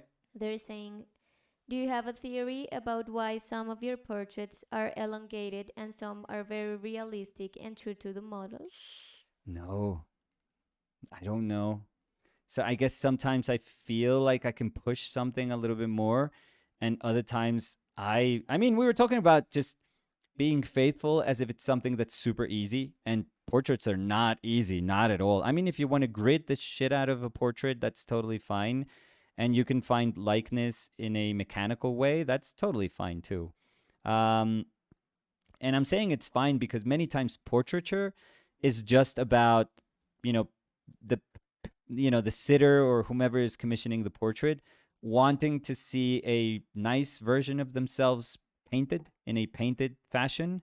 So sometimes portraits can be absurdly superficial, like incredibly superficial. And that's fine. I guess that is part of like the history of portraiture, and we have to be like we have to acknowledge that. We can't run away from that, and we can't be like, no, no, no, that's not true. That's totally not true. No, no, no, it is. There's a ton of superficial portraits out there. Um, so I don't know. I don't know. I guess many times I connect enough with what is there that I feel that I don't have to do much. That my role in that portrait is not really one where I need to speak about myself, but maybe what I'm experiencing with the sitter, with whomever is the subject of my painting, like it is a lot more about them, or they are super super powerful in the painting. So I just need to be a I don't know, maybe a vehicle to speak about them. Um, and there are many other times that this, hopefully it doesn't sound weird, but that you want to speak about yourself through somebody else. And I think that that's also completely fine. Oh, fuck me, as I'm just completely lost in this little portrait. I know I had it at some point, and I kind of kept going, and it was lost, and then I didn't, and now I clearly don't have it at all. Um, but we'll see. We'll see. We'll get there. We'll get there. So this one is also related. Okay. They're saying, so instead of trying for likeness, are you arranging shapes in a composition? Is the feeling about the person in the gesture of the shapes, like a worried Yeah, yeah, eyebrow? Sorry. that's actually really nice. That's a very nice description. I mean, essentially, if a portrait, if the person is not really what you're painting, probably the feeling that is conveyed through that person is what drives you. And yeah, you're totally right. Like that's when you can cling on to things that yeah could translate. I guess that could translate to what you're describing with a brow, with just a tiny bit of expression that is there. But yeah, I just feel that I was getting too caught up in the tiny little moments of Fer, and I still have such a ways to go with the painting that I felt kind of like an idiot saying, "Oh, come on. Why did you stop here? Like what is going on? Try to go for bigger." And what I should be doing, but I'm not going to do it because I'm too stubborn, is to let it go and then go, paint something else in the painting. But again, I know myself. I'm not going to be able to do that if this is not um, quite not right, but or at least if I don't leave it at a place where I'm comfortable. If not, it's going to be like a thumb just sticking out and just staring at me, and I'm just not going to be able to enjoy the rest of the painting if I see something that I don't feel is quite going to the right direction. So What is a superficial portrait for you? oh, like I said, I mean, if clearly what you're trying to paint is just you're just trying to answer to somebody's whim of thinking that because there's a painting of them that shows them under a better light than nature's light, I guess. um and that all you are is like a Photoshop version of painting where you can edit out things, where you can tuck things and eliminate wrinkles and just speak of better times, better days, or I don't know. I think that those things are quite superficial, and there's a huge industry in portraiture that I think portraiture is still, you know, it's still here with us because that's the driving force of portraiture. You know, it that is true. I mean, this is not my appreciation of it. That's 100% true. Just look at different portraits. Even like it doesn't matter cultures or countries. Um, they usually, I mean, if you are a really light kind of handed portrait painter, by light handed I mean that you're not like you can see the nicer version of people and you're able to translate that with a very light touch. If you have that, oh my God, you're always going to have jobs. You're always going to have good money. You can charge really, really good money for those paintings, for doing those portraits. A lot of people charge ridiculous amounts of money for portraits like that, and it's yeah, it's good business, I guess. It's really good business, but if you're like me, that you don't really have that hand, then woof, you're gonna suffer. You're gonna suffer because it's not a very forgiving business either. You're one bad portrait away from completely hating portraiture. So They're saying if it's any consolation, it looks like you, the Fer, painting. So yeah, oh yeah, but Fer looks like me. yeah. Yeah, Fer, you could totally. Both my son and daughter, But they Samu are. more. Yeah, Samu is like sadly poor him. I think a but better version of me. I I mean, for think one, he's got hair, so that's something, I guess. but when he was little, Oh yeah, he he was. was like 100% you. Yeah, yeah. Yeah. They're saying, how did you learn to paint portraits so fast? I can draw and get a decent likeness in a couple of hours or less. But I spent weeks and weeks trying to paint portraits and I feel no resolution. Oh yeah, but if you see me, I'm dying here, by the way. So, um, I don't know. I don't think it's any different than.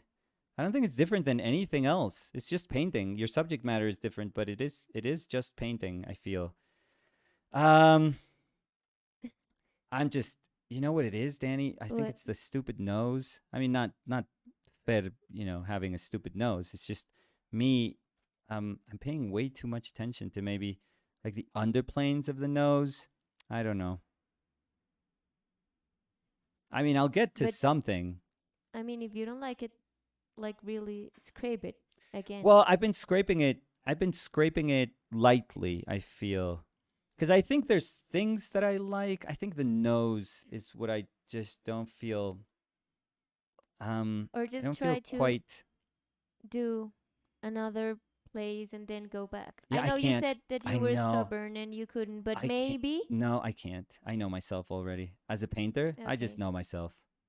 Yeah, Yeah. but that can help because maybe if you don't see it for a little bit, then No. when you go again and see it, No, I'll see you'll it see like the tomorrow mistake or morning, but not today, I feel. okay. Yeah.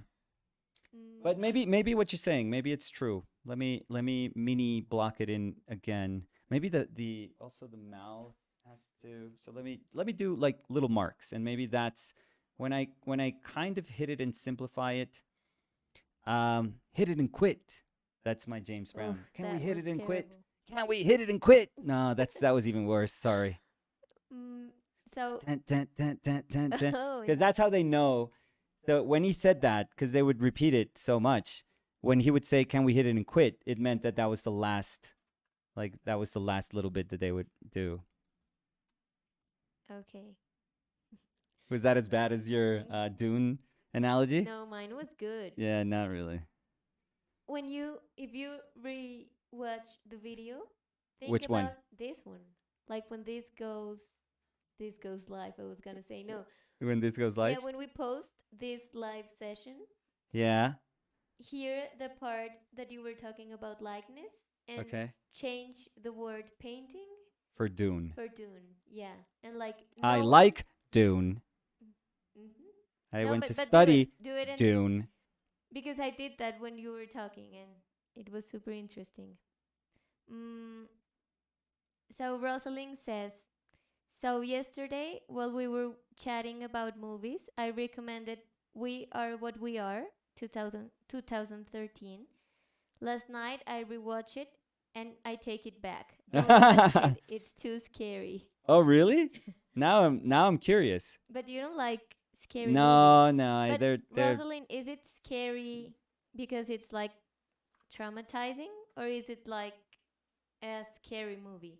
Because you don't like scary movies. yeah, I just don't think they're cool. I don't think they're good. Oh, I think it's scary. Like a scary movie. Oh, you're like you always say you can't sleep. Yeah. Oh, fuck, too many lines. Jesus. So I'm sorry, a bit of cursing today. Mm, That's how you know what happened to me one day, Danny, at and I think I showed you the painting. I think so. But at fine. Liverpool, I had this one painting that I really liked of this woman, and Oh, that you couldn't. I couldn't paint the hand. Yeah. I couldn't paint the damn hand. Oh my god, it was driving me insane. I couldn't paint the damn hand, and and I told Danny that what I did was that night I You showed feel me. yeah that night oh yeah because nobody saw this photo that night I kind of sat in the bathroom. I mean I had my clothes on, don't worry, Yeah. but I sat in the bathroom and uh and I took a picture of my hand on my thigh, and I just couldn't live with myself. I was like, I gotta paint this tomorrow when I get in because I just can't. So I stayed in the lunch break during the lunch break of the next day, trying to fix the painting, and I kind of fixed it. I mean, it couldn't. I couldn't really make it match the rest of the painting because it just didn't make sense. But at least it wasn't this stupid hand that was just looking at me like, oh, you couldn't paint me. You couldn't paint me.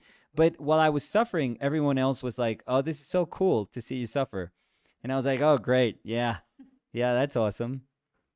Mm, so Rosalind says it's suspense and unsettling. Okay, that's actually not a bad thing. I could do those two things.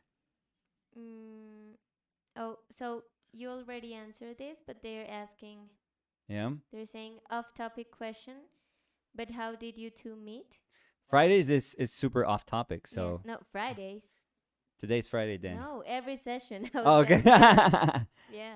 We always talk about food No, so or. Danny was friends with one of my former students, Nicolas Lich, and I guess Nicolas was visiting one of my classes, and he came in with Danny, and I was like, hey, Danny, and I don't know, we didn't. I think Danny thought I was cool, and then she thought I was no. Danny No, first I thought I was didn't thought. stupid, No, then she I thought I didn't was thought you were cool, stupid. then she thought I When did was I say cool, that? No. then maybe a little immature, and then I made an effort, and No, she thought you're I was just cool. making everything up. So yeah. So no. We owe a lot of our relationship Nicolas to our Lich. friend. Yeah. Yeah. Mm, so they're Oh asking, my God! I have to scrape it. I have to. what are your astrological signs? Oh, Oh I don't know anything about that. yeah, But and I don't I care am about that. Aries. ¿Cómo se dice en inglés? Aries. Aries. Yeah. And you are Virgo. Virgo? I Yeah. didn't know And that. I'm totally respectful. Like Yeah, yeah, yeah. if you believe in that, that's Yeah, super but we don't cool. know anything about that. But I mean, but honestly, if I did know, I mean, I don't want to sound like a wise ass. Like, I don't want to sound dismissive either. I just don't, I just, I'm very ignorant about those things, but I don't believe in it. But I don't believe in it in the same way that I don't believe in God or that I don't believe in, anything kind of spiritual. So, yeah. So again, I'm respectful, but I just don't like if somebody told me, "Oh, you and Danny, you're not going to work well together because she has ascendant. I don't know. I don't even know how to say those things. She is Uranus ascendant, Uranus? What are you and you are talking about? Mars, Mars, whatever. I'd be like, cool. What? But but Who cares? but no, don't say it like that. It's because you don't know about that and I don't know either, but it's super important for a lot of people. So that's cool for them, you No, no, know? no, fine. But I just don't think that the universe cares so much about a single, like a couple in the universe. Like saying, hey, if you met under these conditions, you would be amazing together, but you didn't. Like the universe is doesn't care. I don't Oh. know. That's my my bleak, my Eh, very bleak sense of. But again, respectful. Cuando estamos hablando de cómo nos conocimos, See? dicen, jaja, Nicolás diciendo, hey Dani, how you doing? No, no, no, no, no. Creo I que lo leí perfecto, como se lo how you imaginaron. How doing? you How doing? you doing? No, como Sí. toca el how you doing es como No, Joey. está más chévere el mío. Suena más tibio. Em, so they're saying, Dear Nicholas and Danny, thank you for this. I know that it must feel frustrating and horrible, but watching someone whom you admire struggling makes it much more bearable in your own art. Oh, great. Thank you. Yeah, sure. I mean, I'm gonna push it. I'm gonna push it through. But yeah, fuck me. Ugh. So you also answered this before, but maybe you can do a little recap. They What's that? said, what does the tattoo on your hand represent? Oh, so those are my kids' drawings. So my arms are have my kids' drawings, and I used to collect my kids' drawings. And at some point, I decided, when Samu was 4 or 5. Yeah, so Samu's arm I got when he was like 4 or 5 years old. So it's a lot of the drawings of when he was 3 or 4 years old, maybe. So this was a while back. Maybe Samu's is like 10 years ago, and Fer's is also when she was like 4. So I had that 6 years. Did you? Yeah, I The one on the hand. no, yeah, but the one on my arm, it was We just before I met, met you. Like, but we just met. I yeah, remember. yeah, yeah. Like That was a they little were bit like before I fresh met you. tattoos. Yeah, Yeah. yeah, yeah. Um. So that was like 6 years ago, I would say. Con lo de Hey Dani, how you doing? Dicen How you así perfecto, doing? Dani. O sea, te dije, el mío sonaba mejor. Bueno, Como la más, tibia. más tibio. Eh, they're saying, how you doing? Yeah, yeah, yeah. No, Dune. You get it, the movie? Oh, that is so not cool. That is so not cool. Mm, Maybe the Dune talk is the one that made no, me but it sounds, ruin the painting. how you doing? It's cool. Yeah, don't. You don't have to say it again. mm, and do you paint details in the Fuck backgrounds? me. No. Well, right now I can't move past this stupid head. So, what background? I would say. Uh no. I'll get back to it. Fuck it. I'll get back to it. And but let me just block in the rest. I mean, Jesus. um, they're saying, hi Danny, could you please ask Nicolas if he never used oil pastels? So Yeah, have I've you used them. used Yeah, oil yeah, yeah, pastels? yeah. No, no, no. I've used them before. They're super cool. Mm, And for drawing, for life drawing, we had maybe a week and a half, a couple of weeks, I feel, actually, where we used chalk pastels and then oil pastels. They're super nice. They're very hard to use, but they're super super nice. Like for expressive work, they're amazing. they're asking, who asked out who? It was me. Yep. Yeah, it was me. 100% me. Yeah. But as we said, you were asking like, hey, we can hang out. And I was a little bit more serious about it. But yeah, you asked me Yeah, out. yeah. Yeah, Danny pushed me Well, I to didn't push you. yeah, yeah, I was forced into this relationship, honestly. No, no, no. Uh no, no, no, but Danny made it clear that if we were going to go out, like we were really going to go Like out. try Like we no, were going to like give it a try, like yeah, an yeah, yeah. actual try. Yeah. That she wasn't really interested in just going out for going out's sake. And that was really cool because I was a little bit scared because this was about a year after I got divorced. And I was trying to figure out if I wanted to go out with somebody that I really wanted to go out with. So I was very insecure about that. I guess I was very scared. Um, and um, but Danny was amazing. So I was like, you know what? Maybe this is supposed to happen this quickly. I guess. Um, Even though none of it seemed quick, like none of it seemed forced or anything. So yeah. So we gave it a shot. And here we are. Yeah. What did we do at the beginning? We went to fly a kite. Yeah. Oh, and I was better than you, remember? Yeah. Mine was like Well, your kite was out better of than space. mine. No, that's not true because you Yeah. tried with mine. And you were No. like, "Oh, it's No, because no.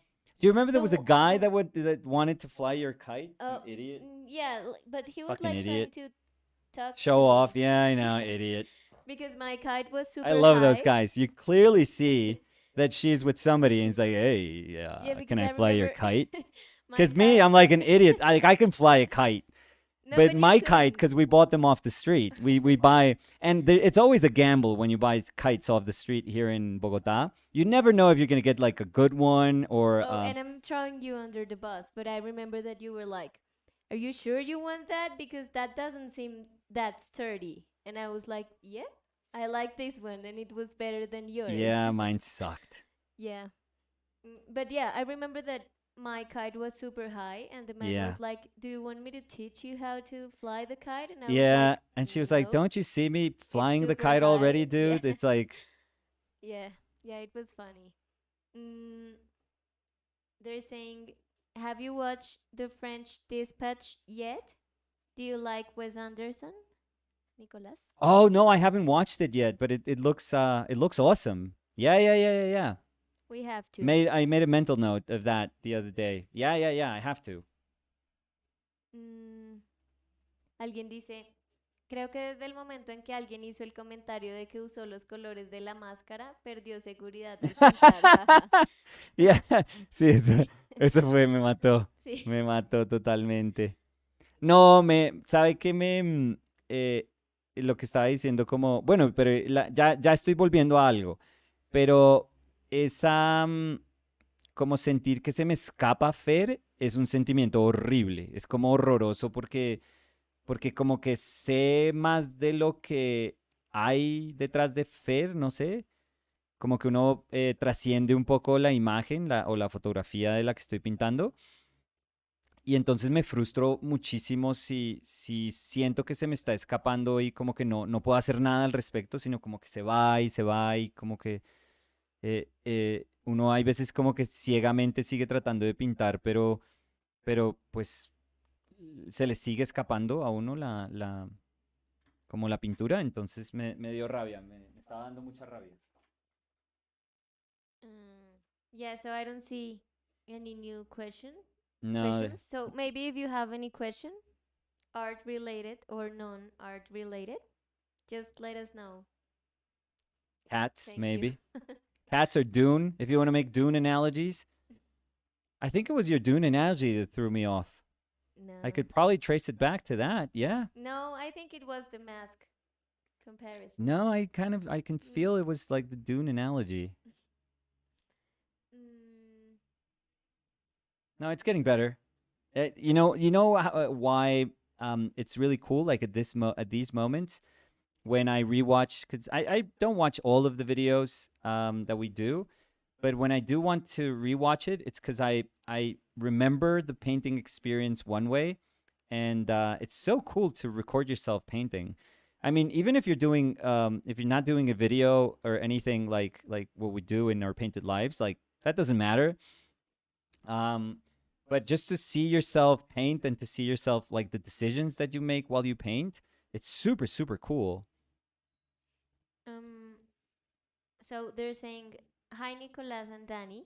Hi, Hi, this is Nicola and Mirna. I was hey, Nicola and Mirna.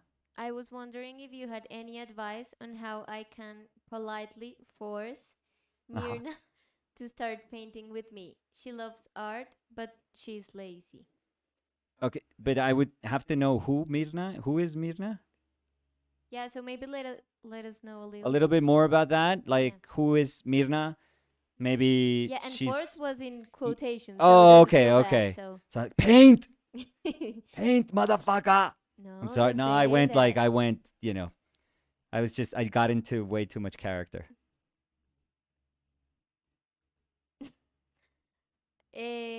¿Qué opinas de la técnica de la acuarela? Increíble, apesto, pero es increíble, bellísima, increíble. O sea, las acuarelas de Zorn, las acuarelas de Sargent, Andrew Wyeth, son fascinantes. Son fascinantes. Ah, Eh, Tu mamá dice, so amazing. hola, Olguita, gracias. Mi mamá es so amazing con cualquier cosa. So amazing. Mm. So unbelievable, Coquito. Maybe can you please suggest good oil pastels brand or other kind of pastels you Oh, tell oof. before? Have you painted with oil sticks? Me? Or the person that No, I've never, but I don't know them. yeah, the person that's asking the question. His name is Daniel Valsesia. So hi, Daniel. So Daniel, if you're interested in oil pastels, the nice, a very nice kind of bridge the gap um, technique you could use is actually oil sticks, which are amazing. And those you could buy Sennelier ones or Windsor Newton ones. Yeah, honestly, the few brands that make oil sticks are I think they're all super cool. So I don't think you can go wrong with that. Yeah, they're basically nice nice oil pastels, very nice oil pastels. So if you like them, just get some oil sticks. They're far better quality, richer pigment. So I think you're gonna enjoy them tremendously. Yeah, just get some Windsor Newton oil pastels, oil sticks. How soft are the brushes you're using? These synthetic ones, just your pretty basic flat synthetic brush. They are soft. I need them to be soft in order to not disturb paint that's underneath. Um, so yeah, they're fairly soft, I would say. Not as soft as soft natural hair brushes, but I would say fairly soft. Yes, far softer than hogs than your regular bristle brush for sure. Mm, Camila Ogerman says, no questions, just a documentary I know you love. Yes. Nicolas 2, Sí, No Camila. Murders. And it's called The Mona Lisa Curse. It's brilliant. Have you seen it? Uh, is that the one of the? No, that's No, not but the you're one of the asking me. market. I don't know. I haven't seen it. So, do you want me to Yeah, Google maybe. it? Yeah, maybe. Is that Okay. the one of the art market? Camila, ¿esa es la del mercado del arte?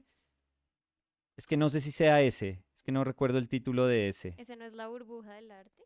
¿El Es que hay, documental estás es que hablando de hay ese? uno y hay otro que es de la Mona Lisa.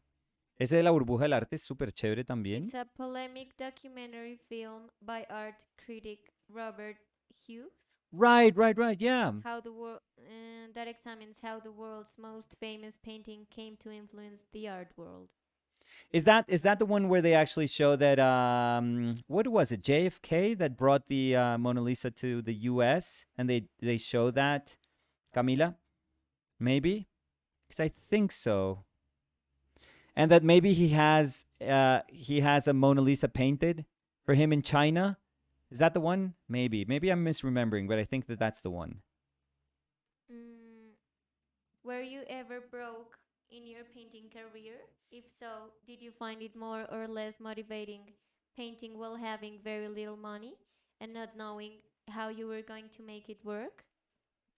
When I was a student, yeah, for sure. There were moments that I had no money, no money. I've told many stories about having to sell my art books, and because there were days that I just didn't, had nothing, literally nothing. And those are totally true. Those are 100% true. Uh, but I don't think I ever got to a point where I was like completely broke, like where I couldn't pay my rent and I couldn't afford anything. No, eventually, no. What I did was I applied for tons of financial aid in my university, and they gave it to me. So I was getting a scholarship, and I was getting financial aid. So that was really cool. I think I was getting three, and this is like late '90s, and I was getting 3 grand every semester, and that was a lot of money back then. I mean, for a student, that was a crazy amount of money. So I think I managed it well. Um, I was kind of responsible with it. Not gonna say super, super responsible. I know that I had my share of nights where I was drinking way too much and spending way, way too much money on just going out. Um, but no, I don't think, from my junior year, I don't think I've ever felt I was broke. I think Danny probably met me when I wasn't earning too much money because I had just finished uh, working with a guy who repped me here, and so I didn't have the person that I had been working for the past, I don't know, 7 years. Well, I was with you when that happened. Yeah, yeah. And so I didn't have him, nor did I have like a gallery, like a particular gallery that I was working with. So I was super, super scared. So, this actually speaks super cool about Danny because she met me, I wouldn't say at my worst because it wasn't, I really wasn't feeling, like I was at my worst, but I clearly wasn't, doing super, super well professionally. Like I had done very well professionally years prior to that, in the years before that moment.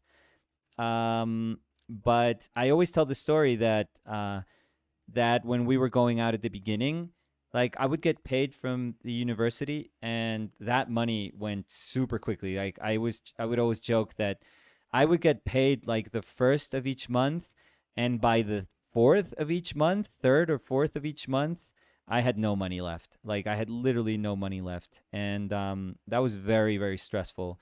So I would pay everything that I needed to pay for my kids. And, as soon as I was done, I was like, no money. And Danny was paying for a lot of the stuff. Like if we would go out to eat or if we would go out for movies or anything, like I felt really bad. And I would tell Danny, like, oh, you shouldn't be doing this. But And she was why? like, I I don't always know, because ask you I was why.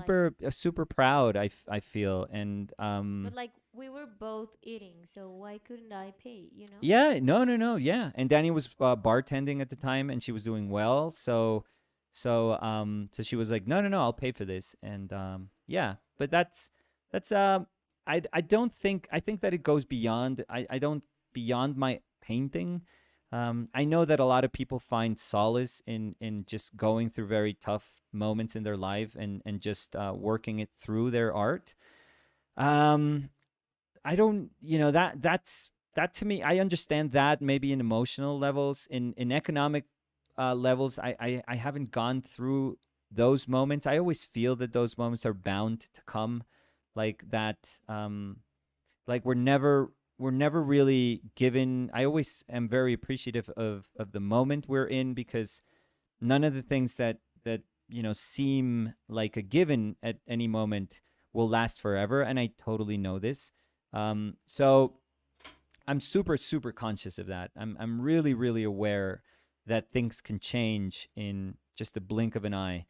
um but no, I don't think. I think slowly and steadily, since I met Danny, things have been going better and better and better. I always tell Danny, like, I don't know, this is too good. Like I'm expecting something bad to eventually happen. Like sometimes I'm that sort of person that I don't really let myself enjoy like a good moment because I'm Yeah. always thinking that there's something like it won't last forever.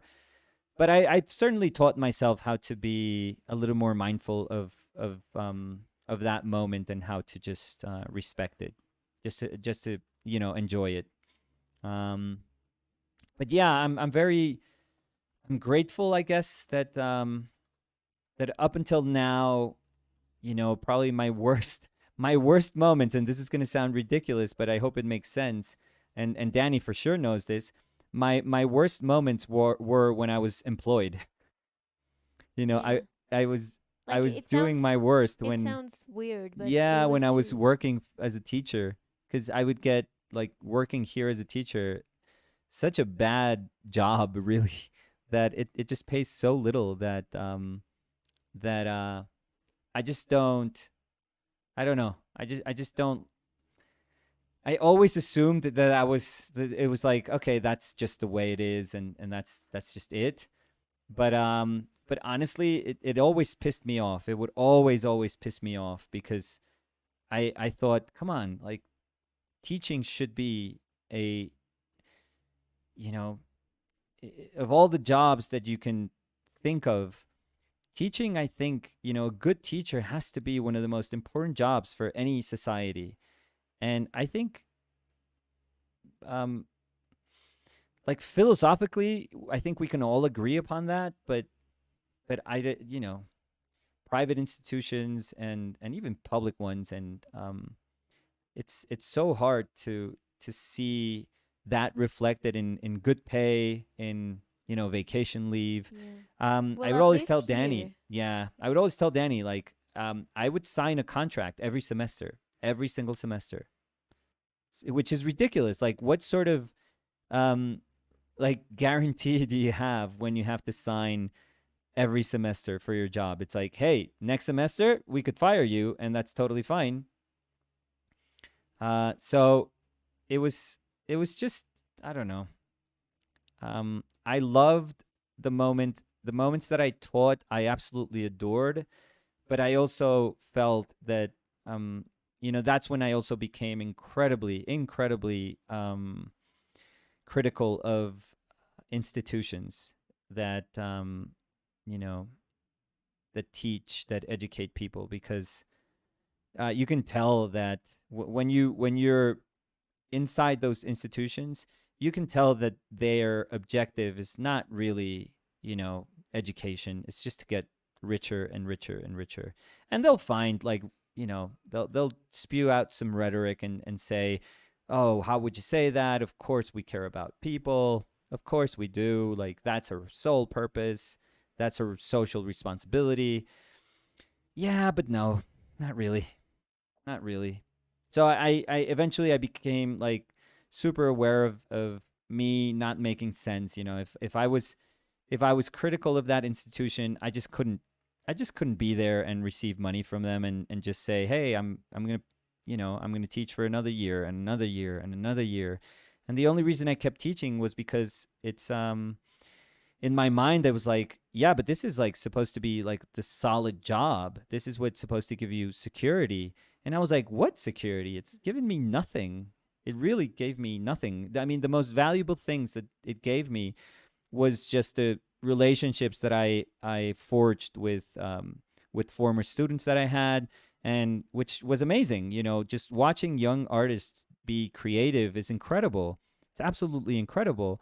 But that's something that I kind of created for myself, or that's an experience that I created for myself. I was like, it pay is shit, and they don't really care about you, or they don't really care about the people that are affected. They never cared about my kids, or oh, we're paying, our pay is horrible, but this is what affects, this person's family. They don't care about any of those things. Um so when I realized it, I was like, what am I why am I being so cautious and so defensive of an institution that really doesn't care? I mean, that my well-being if my well-being depends on this institution, the moment they turn on me for whatever reason, maybe the director changes, maybe, maybe COVID, for example. I mean, you should have seen how many teachers got fired Yeah. from the place that I taught after COVID. Teachers just became expenses, and expenses that they just couldn't afford. So immediately, the first thing that they think of is like, oh, we got to cut costs. And what's the biggest cost? It's just payroll. So they say goodbye to every single teacher. Um, so I don't know. I'm just very glad. I think I when I met Danny, I wasn't at my best moment in my career for sure. Uh, but meeting her personally was like one of the just most exciting moments in my life, Mhm. I feel. And it was weird because I don't know why nothing made sense. Like the only thing that would make sense for me after, getting divorced and saying, wow, I don't have much. I don't want to say I had nothing, but I don't have much and I still have to, you know, answer to my children. I still have to take care of my kids. Um, that's when you would think that you would be like, oh, I can't let go of my job. Like my job is like the only security that I have.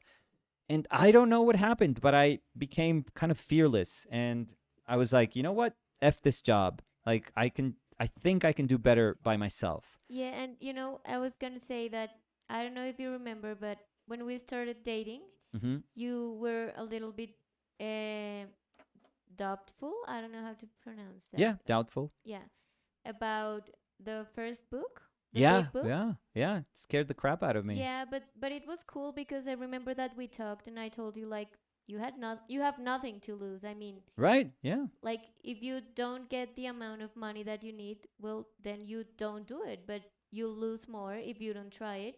And I think that was like the first thing that you did that made you realize that maybe there was like work outside the university. So Right? Yeah. yeah, that was cool. You're totally right. You know what you just said reminded me of? Dune. Yeah. Oh, Ay, I know you Nicolas. went. You went for the joke. I was gonna go for the punchline, Yeah, but you went for it. I know you so well, so. Yeah. Em, bueno, hablando del documental, Camila dice que sí es ese. Sí, es muy bueno. No, no me lo he visto. Sí, es súper. Lo voy a buscar, Linda, porque sí es Mm, súper chévere. so they're asking, who's your favorite artist, Danny? Eh, I think we talked about that some Right. some days ago, but while you were talking, I Right. was trying to Oh, you never pay attention, I'm make. sure. No, I always Yeah. do. No, you've seen my drama conversations. You've heard those like many times. I was trying to make a like a little list Uh because huh. remember that after that stream we were talking about how we didn't remember like any artist at the moment. Okay. So Okay. You're so saying we, but maybe you. no, But we did. um so maybe not my absolute favorite, but I really like Bruno Walcott that I forgot to name him before. Aaron Demetz. Also, I know it's super popular, but David Hockney, he's amazing. oh no, that's a I don't know how to pronounce, but go for it. Lu Xiaodong, I think it's called. Okay. Yeah. Remember?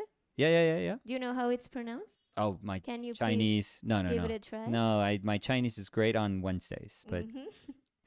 So, of course, Oliver Jeffers, Fernando Rosas, that we talked about him before, oh, he's brilliant. Danish Shots too.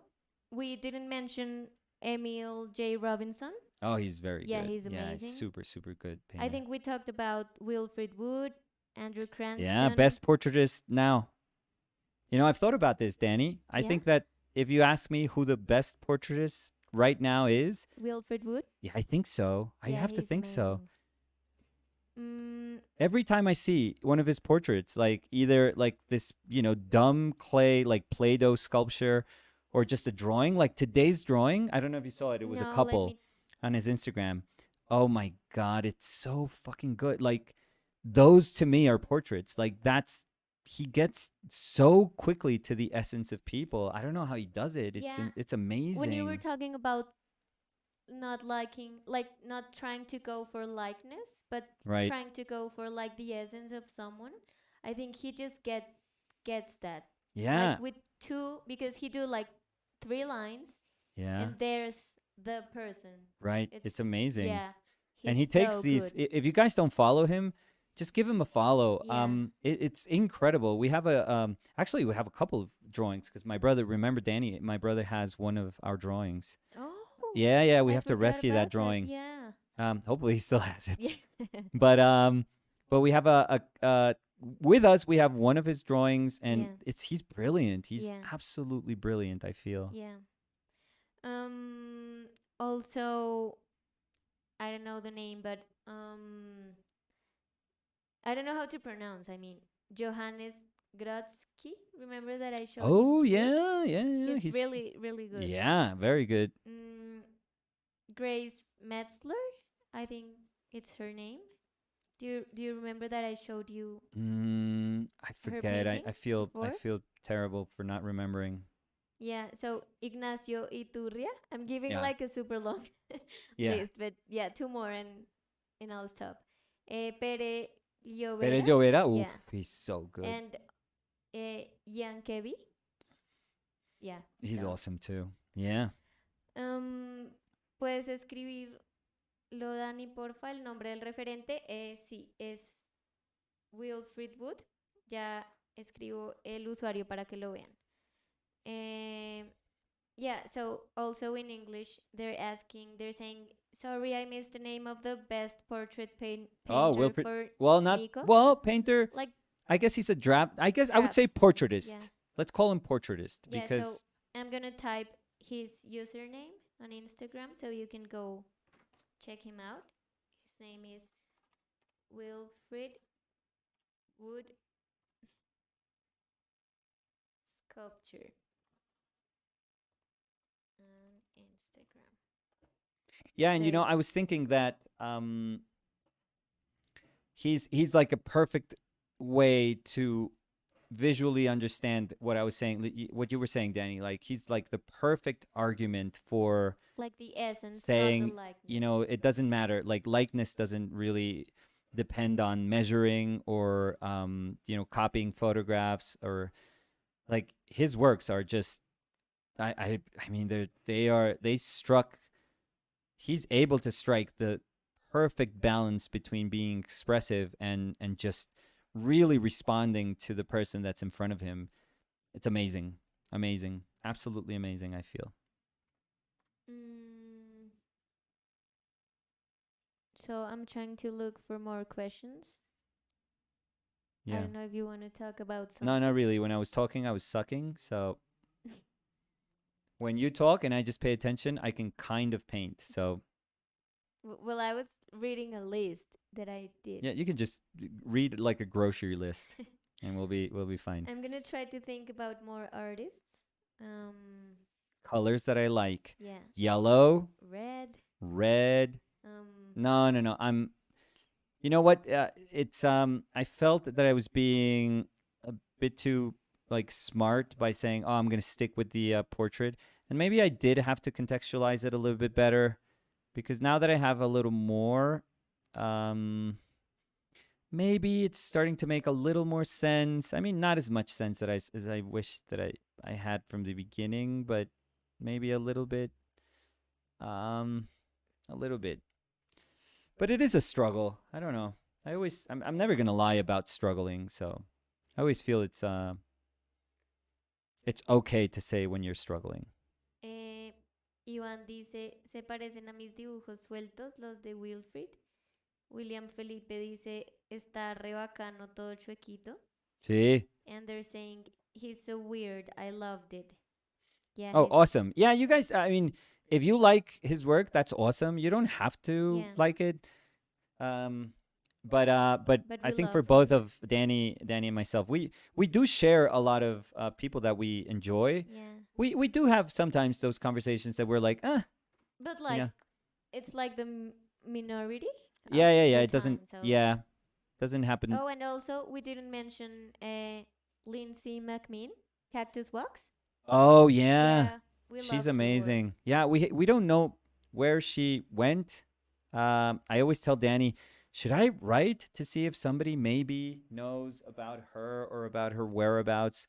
Yeah, because we would love to know what she's doing right now. Right. We just adore her work, and Yeah. And she was super nice because remember that I gave you a drawing that she made maybe 2017, I think. no, I think it was earlier than. Yeah, Was it? 2000 Wasn't it or earlier than that? 2016 maybe. Yeah, maybe. Yeah, yeah, and since then she was super super nice whenever I wrote her. So An incredible draftsperson too. yeah, I mean, amazing, yeah, you should amazing. check her out too. So I'm gonna type the username. Her Instagram is still active, right? Um, well, she hasn't posted in Yeah, a but long time, it's but still active. It's still yeah, yeah, yeah, open. it's open. That's what I was referring to. Like, Mm, so yeah, so she posted 2019 June. yeah. So maybe she's just like me now, that posts once in a year, but or in 2 years. But mm, her username is Cactus Wax. Mm, Nicolas, have you ever been a bus bus boy or a Yeah. waiter? Oh yeah. Yeah, yeah, yeah. I was a busboy. I used to at a bar in it was around 7th Street and Avenue A, I remember, and I would just pick up the dishes and take them back to clean to wash them. Yeah, yeah, yeah. And were you good at it? Well, you didn't have to be good. You just, you know, can't drop the dishes. No, but you That's it. you can be good or bad at it. That was, efficient, I think. Maybe that's what that job and, really asked of you, to be efficient. That's about it. What kind of rules do you have for collecting the work of other artists? Do you have themes, dollar amount per year, reconcile both of your likes? Oh, that's a good question. Yeah, Ideally, we both like it, but I've certainly, and Danny has done the same thing, but we've bought things without asking each other also, either as presents or as something that we wanted to have. yeah, but I Um, think it is because, as you said before, we have like common likes. Like we yeah, like the sometimes the same things. So right. yeah, Like when I get something, if Danny doesn't know about it, I always, I'm always sure, almost positive. I mean, we know each other really well by now, but I'm almost sure that she's gonna like it. yeah, So, but if it's something that we both really enjoy, like, yeah, we talk about it beforehand.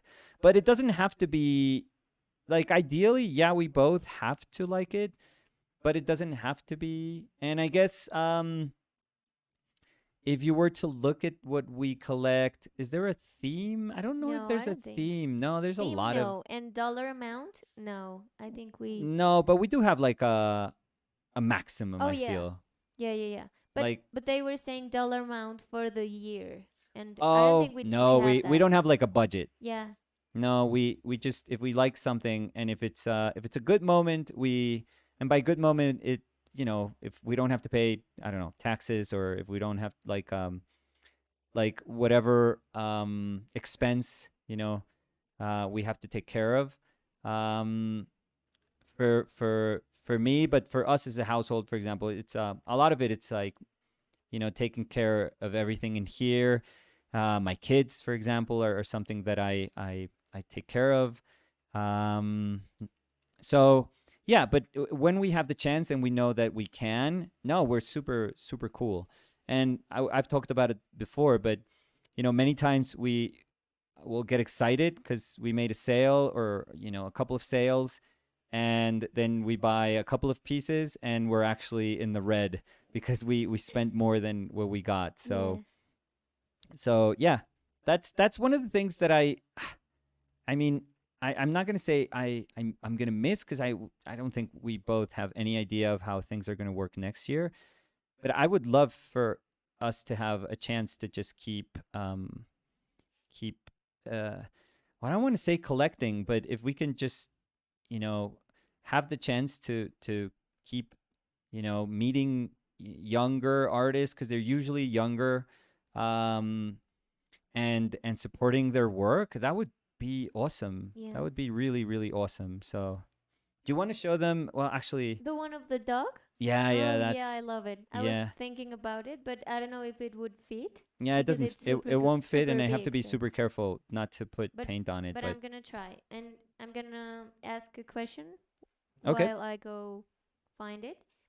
So they're saying, do you like paintings of yourself or of Danny by other artists? Those are super cool, and sometimes people send those to us as thank yous or just as presents also. Yeah, those are super cool. I always feel kind of weird being the subject matter of a painting. I was kind of making fun at how I felt when Simon painted me, but Simon is like a ridiculously good painter. So and it's like a huge honor to have him, you know, think of me as somebody who he wants to paint in the context of why he wanted to paint artists. So, yeah, it's still kind of weird, but it's also super super interesting to see how other people see you and how other people choose to depict you. I think that that's really really cool. Yeah, and we're always looking for those paintings, like when they tag us on Instagram or whatever. Right, right, yeah, Yeah, we love seeing them. I think it's super cool that the people take the time to right, make a yeah. painting or drawing or whatever about this, about us. So, yeah, I'm gonna show the painting of the little dog. Well, it's like a port The and huge dog because it's a very big painting. oh wow, oh yeah, it's actually So, si quieres yo las sostengo, es que me... see. O yo puedo No, acá. no, no, no, no, tiene la mano. No, no, no. No, no, no. I can kind of. I don't even know No, that. but you can watch the screen. Yeah, so it's a gouache painting of this young. I think she's from the Ukraine. Uh, yeah, it's amazing. It's an awesome painting. But Pensé que estabas mandándole un beso. no, no, no. It had a hair, and I think it's a dog's hair. So that's super cool too. Sí. Yeah, yeah, it's probably like a dog's hair. That's cool. Um, So yeah, so we just got that. Yeah, there's a couple more that we've gotten. It's super exciting. It's always like Christmas when we get like a painting. So no, no, we're hopefully life gives us a chance to just keep doing what we love and if we can, you know, support other people while we're doing it, that's awesome. I've always said this. Like this is not like what is that called? Like humble flexing, humble virtue. Like no, fuck that. This is honestly about helping ourselves, you know, ourselves as a community of artists. And we're proud that, you know, we you know, we work hard and part of the money that we earn by working hard we do enjoy putting into work that we enjoy and if we can, you know, support other people, that's amazing. I mean, the what we can do is actually just a tiny little grain of sand, but it just I think that we've talked about this from the start, but when we started our project, it was a kind of like a philosophy that went beyond just the act of painting, and part of it had to do with accessibility and with promoting, you know, the work of other people that were probably not really in like this, you know, traditional sort of machinery or gears and the gears of traditional art markets, and younger people many times don't have the possibility to be, you know, to have a spotlight on them. And it's super sad because they are amazing. Some of the people that we've been lucky enough to support by buying some of their paintings are incredibly amazing. I mean, it's so remarkable nowadays how many talented people are out there. It's just incredible. Or maybe they've always been out there. It's just that we're aware of them because of social media. And I guess that's the nicest part of social media. I mean, there's a ton of demons to social media, but one of the saving graces for sure has to be the sort of the, you know, the ease in which you can just be aware of the talent that so many people around this world have. So I don't know. Hopefully again, life will give us a chance to keep doing this because it goes beyond just supporting somebody or saying, yeah, we want to collect art. No, I don't think our aim has ever been to collect art. no, I don't think it's really about that. I mean, we enjoy doing it, but but it's more like the emotion that you can have by holding the piece. I don't know if that sounds a little yeah, bit yeah, cheesy, no, no, no, you're but right. that's how I feel. Like like getting to buy a piece that you really like is like super heartwarming. I don't know if Yeah, that. yeah, yeah. Yeah. It's amazing. It Um, it really is. they're saying so cool, lovely painting.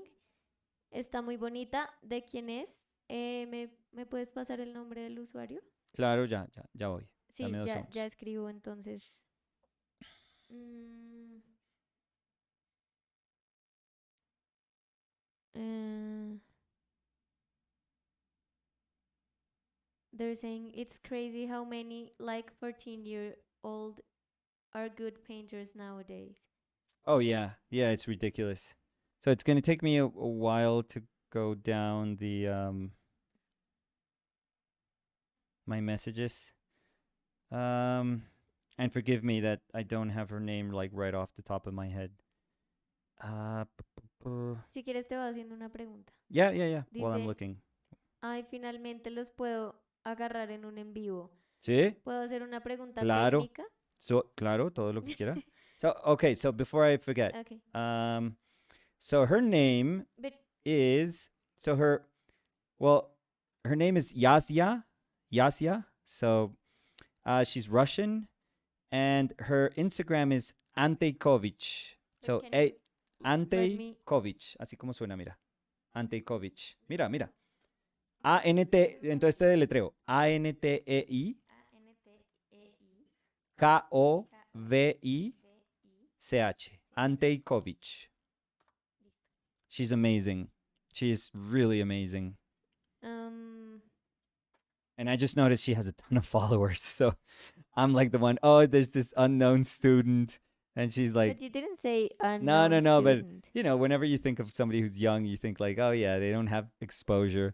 And many times it's like young people are like, oh my God. It's like tons of people already know them, of course. Bueno, te estaba haciendo una pregunta. Sí, señora. Dice, Salí regañado ahí. no, es que me la cortaste en la mitad. Regañado. Ah, la pregunta técnica, sí, Sí. perdón. ¿Puedes sugerir que practicar para entender la saturación de los colores? Saludos desde Argentina. Saludos. Para saturación, como ejercicios de saturación. No sé, yo creo que yo empezaría desde un color menos saturado, desde un matices menos saturados y lentamente ir saturándolos. Lentamente, pero, o sea, en serio hacer un esfuerzo porque sea lenta esa transición. Porque es que creo que la saturación no se entiende desde la saturación misma, sino de pronto desde la ausencia inicial de la saturación. Entonces, si existe como ese control inicial de una paleta y después uno puede ir saturando los matices, ¿a qué me refiero? Por ejemplo, si uno está usando una paleta de Zorn, esa de 4 colores que es de blanco de titanio, amarillo ocre, rojo cadmio y negro, pues ahí el único acento de saturación es el rojo cadmio. Pero si uno lentamente empieza a decir, bueno, en vez del amarillo ocre voy a introducir un amarillo bismuth o un amarillo cadmio, ¿qué pasa? ¿Cómo se altera esa paleta? Entonces, teniendo un punto de referencia que es más neutro, uno puede empezar a hacer reflexiones acerca del impacto de esa saturación. Y después puedo hacer lo mismo con el matiz azul, que en la paleta de Zorn está representado por el negro marfil. Entonces, si comienzo con ese negro marfil, pero después lo convierto en azul ultramarino y después lo convierto en azul cobalto y después lo convierto, por ejemplo, en esta porquería de color que es el azul, el cobalto, ¿cómo es que se decía? Teal, ¿te acuerdas? Uy, no. Cerceta, el cobalto cerceta. Entonces, ahí uno empieza a aprender muchísimo de cómo contextualizar esa saturación. Yo creo que esa es como la mejor manera. Espero que eso haya tenido sentido. Do you put acrylic binder on the paper when you use watercolor paper? No, you don't have to. You don't have to. I mean, there's a lot of traditional watercolor paper that's already sized. So that means that there is a size to that on top of that paper.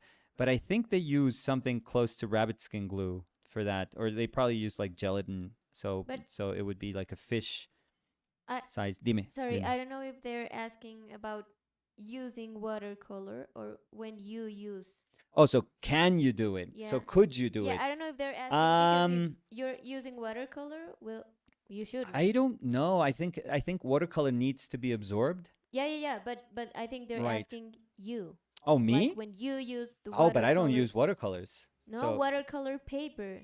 That was the oh, question because you oh, interrupted. oh, see, that's what happens Yeah, when you yeah. talk too So the much. question is, do And you you love put the sound of your acrylic voice. binder on the paper Shut up, when you use Nicholas. watercolor paper? Not Okay, thank you. watercolor. Thank you So for the accent there. that's fine.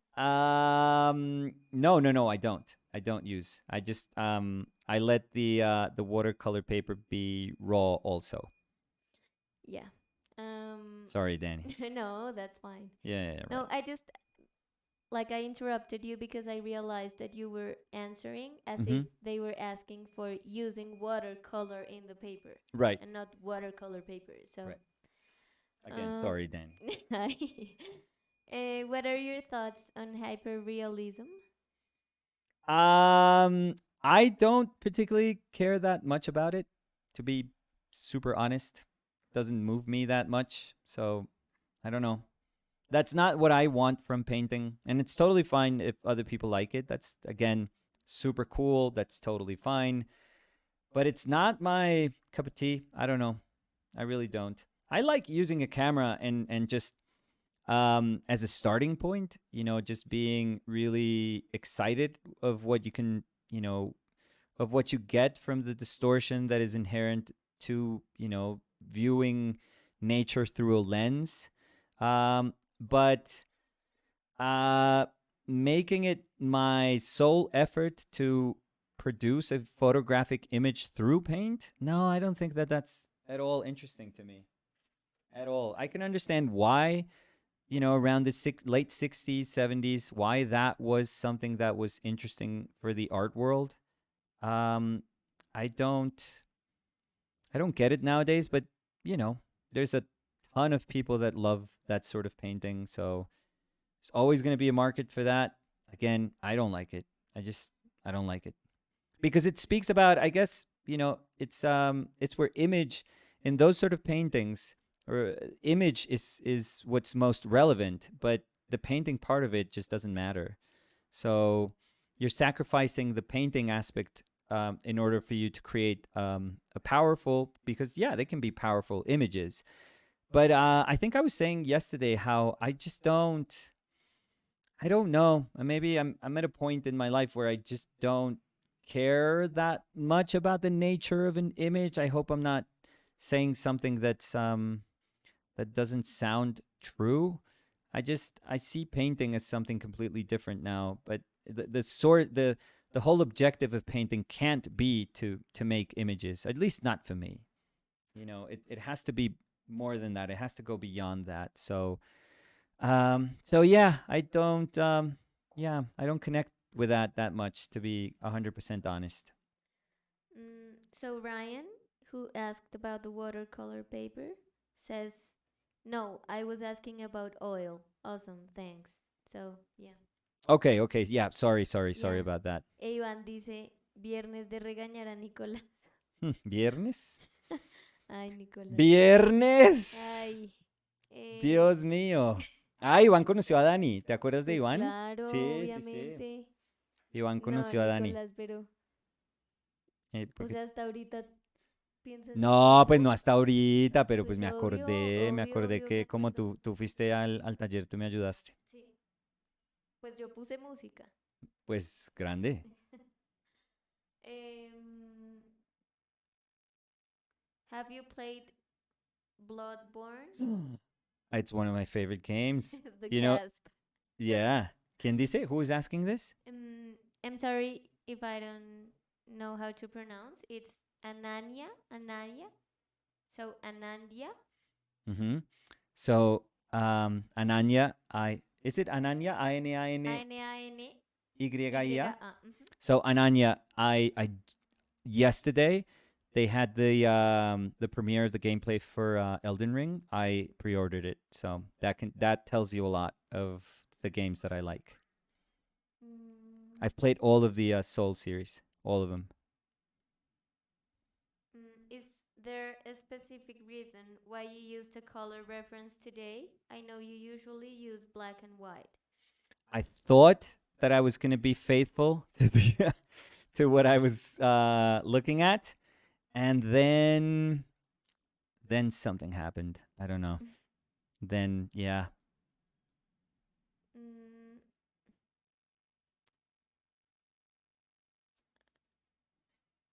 hello, Nico. I know you have a deep love for illustration, and I was wondering if you had some recommendations for composition books. Thanks. Oh, what a good. Oh, you know what's really good? The framed ink ones. Those are very good. Danny, could you look those up in Yep. wherever, So, we don't want to the name the searcher? yeah, we don't want to say Amazon or something like that. No, not Google them. That's fine. But But I don't what? want to tell Framed what? Sorry? framed ink. Ink. I think those are really good. Mm, I think there's two of them. So one has a face. mm, I think it's there are more than two. No, I think he's done only two. If I'm not mistaken. I mean, I may be mistaken, but I don't think so. So this one, maybe? Yeah, so And that this one? there we go. But maybe I. So let me see how. Just put the first one. I think the first one is like if they want the second one, that's fine. But I would just say, oh, get the first one first, and if you like it, So I'm gonna maybe put you can get the second one. a link of the image. There we go. I think it's faster that way. Mateus Mestre, Mateus Mestre, Marcos Mateu Mateu Mestre. Mestre, Mateu Mestre. Yeah. Yeah, I don't know why you have such a good memory. Like I don't even With remember everything except us. except our Yeah. relationship.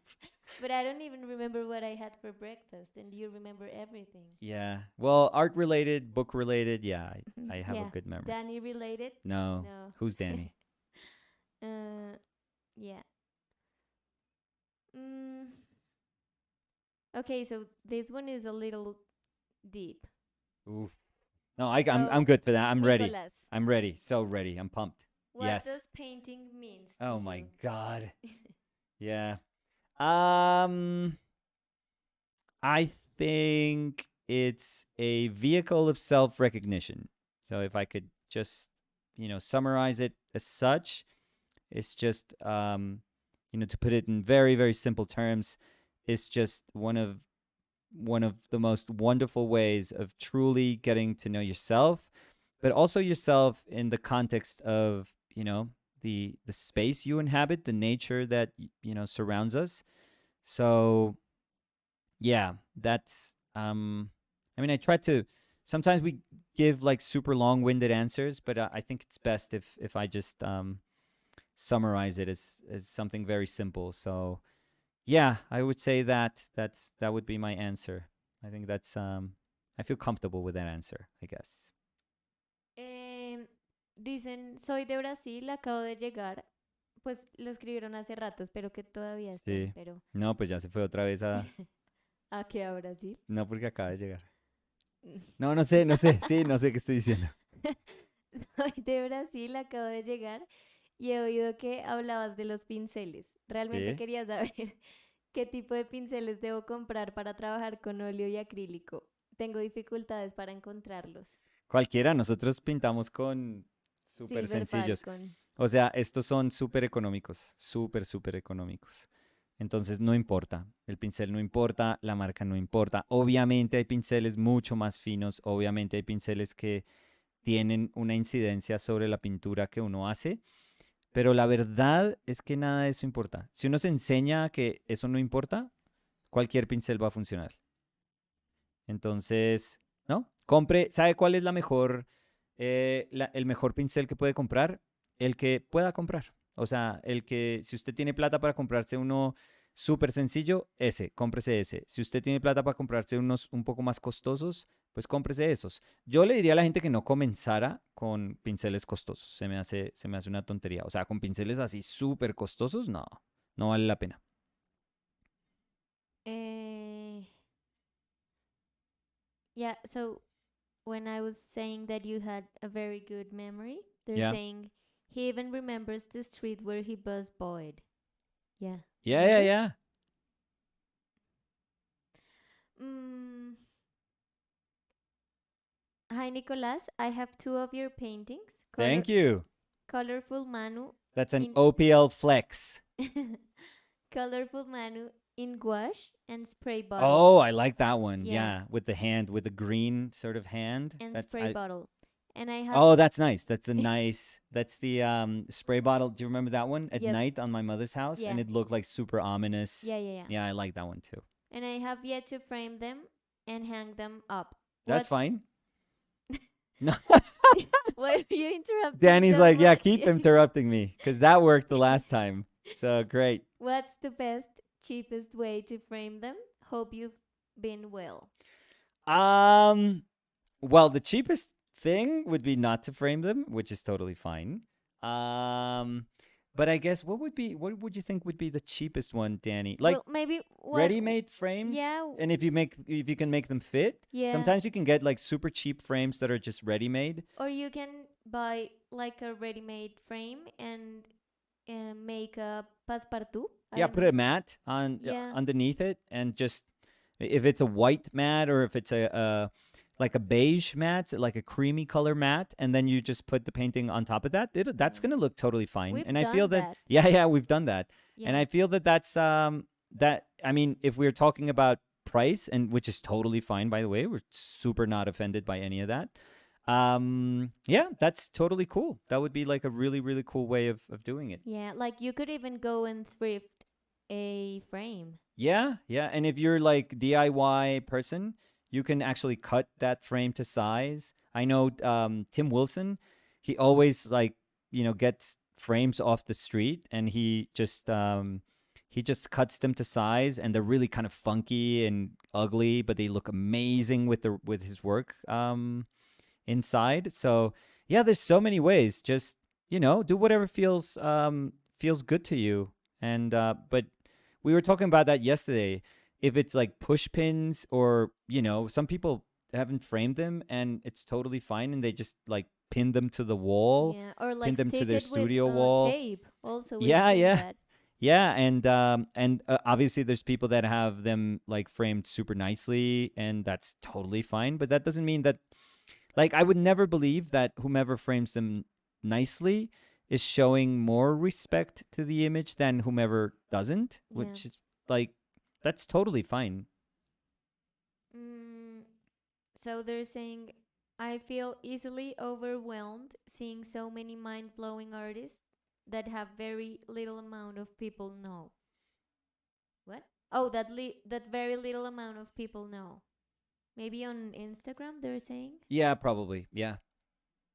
Yeah, it's just, there's amazing people out there. That just goes to show you that how absurdly talented people can be. It's such a blessing that we can have a tool to remind us of that. That's really amazing, I feel. But they were talking about like good artists with a little following. Oh. So it's not What's it's going on with you? no. That's why we've been together amazingly for 5 years. It's just because We don't I never understand. pay attention to what Danny is saying. No, but I was going to say about that we we have talked about like super successful artists that have a little following because Yeah, I mean social media isn't like an indicator of success or no, or like being a good artist or no. completely true. Yeah. Yeah. Mm, so I don't know if you guys have any other question or maybe topic you want us to talk about. Random question, whatever. Yeah. Or maybe if Let you us feel know. that this is like a better version of where we were at. What do you think, Danny? I think it Yeah, it's came better. along. It's better. That's why I told you that sometimes it's good to concentrate it in another place of the painting. Yeah. Well, I put my mind I started concentrating on something else entirely. That's probably why I'm not listening to you. It's working, so if But like that's a ¿cómo se dice justificación? justification. Justification for this period of time, but it's been 5 years. So mm, um So Ivan says, yeah, Soul series, it's amazing. I played Dark Soul Remastered last year on Switch. That's awesome. Yeah, it's one of the best. I mean, it's super, super tough. I'm not great at it. I usually over level, if I have to be honest, and I'll summon people to help. So I don't play it like super hardcore, but I enjoy the game so, so much. I think that they are brilliant games. They're super scary. The design, it's super Japanese. It's amazing. It's incredible design. So I enjoy them on so many levels. It's just that I used to be able to game more when I had more time, and I think Danny came along and just ruined it. No, no, no. I just think that it's harder. It's harder to find like time to game. But I was telling Danny that we were playing Little Nightmares 2. Yeah. And we haven't finished that, and we've really enjoyed that one. It's actually super nice. Yeah, we have to. The thing is So, that we just play at nights, right. and I'm again going to throw you under the bus, Oh, but yeah, yeah, we are trying to rewatch Dune, yeah. Right. and there's been 3 nights, I think, Yeah, I think 3. and we are like an hour into the movie. Like 35 minutes. Yeah, so mm, so saying they're telling you to please paint Palace Cat again. Remember that they told us about that cat that we didn't knew? This one? Which one? Oh, Remember? right. So they're Yeah, that's a telling horrible you to cat. please. Look at that. No, That's no, horrible. no, he's not horrible. He's Oh, horrendous. it's not horrible. I don't know. It's horrendous. No, Yeah. no, It's like he got out. It's like a baby cheetah. no, super fluffy. I love it. Yeah, that got out of the dryer. Look at that. No, but wait, we're watching the images and they don't know what we're reacting to, so. Yeah, Mm, it's like an obese baby cheetah. Again, I can speak about obesity because I was a chunky kid. I was a very chunky kid. So, so Briley is asking. Briley Moreno. Yep. Yeah, Hey, Briley. he was the one that told you that he bought Manu in gouache and Oh, spray that's yours, Briley. That's awesome, dude. And he's saying another web class soon, Nicolas. We're doing one, Briley. I think you went because we met. Did we meet in the West Coast one? Wait, I don't know, but you're moving the The what? table. The mic? The table? Yeah, it was like shaking. Oh, I'm sorry. So in December, I have the last one of the year, Briley, and it's going to be through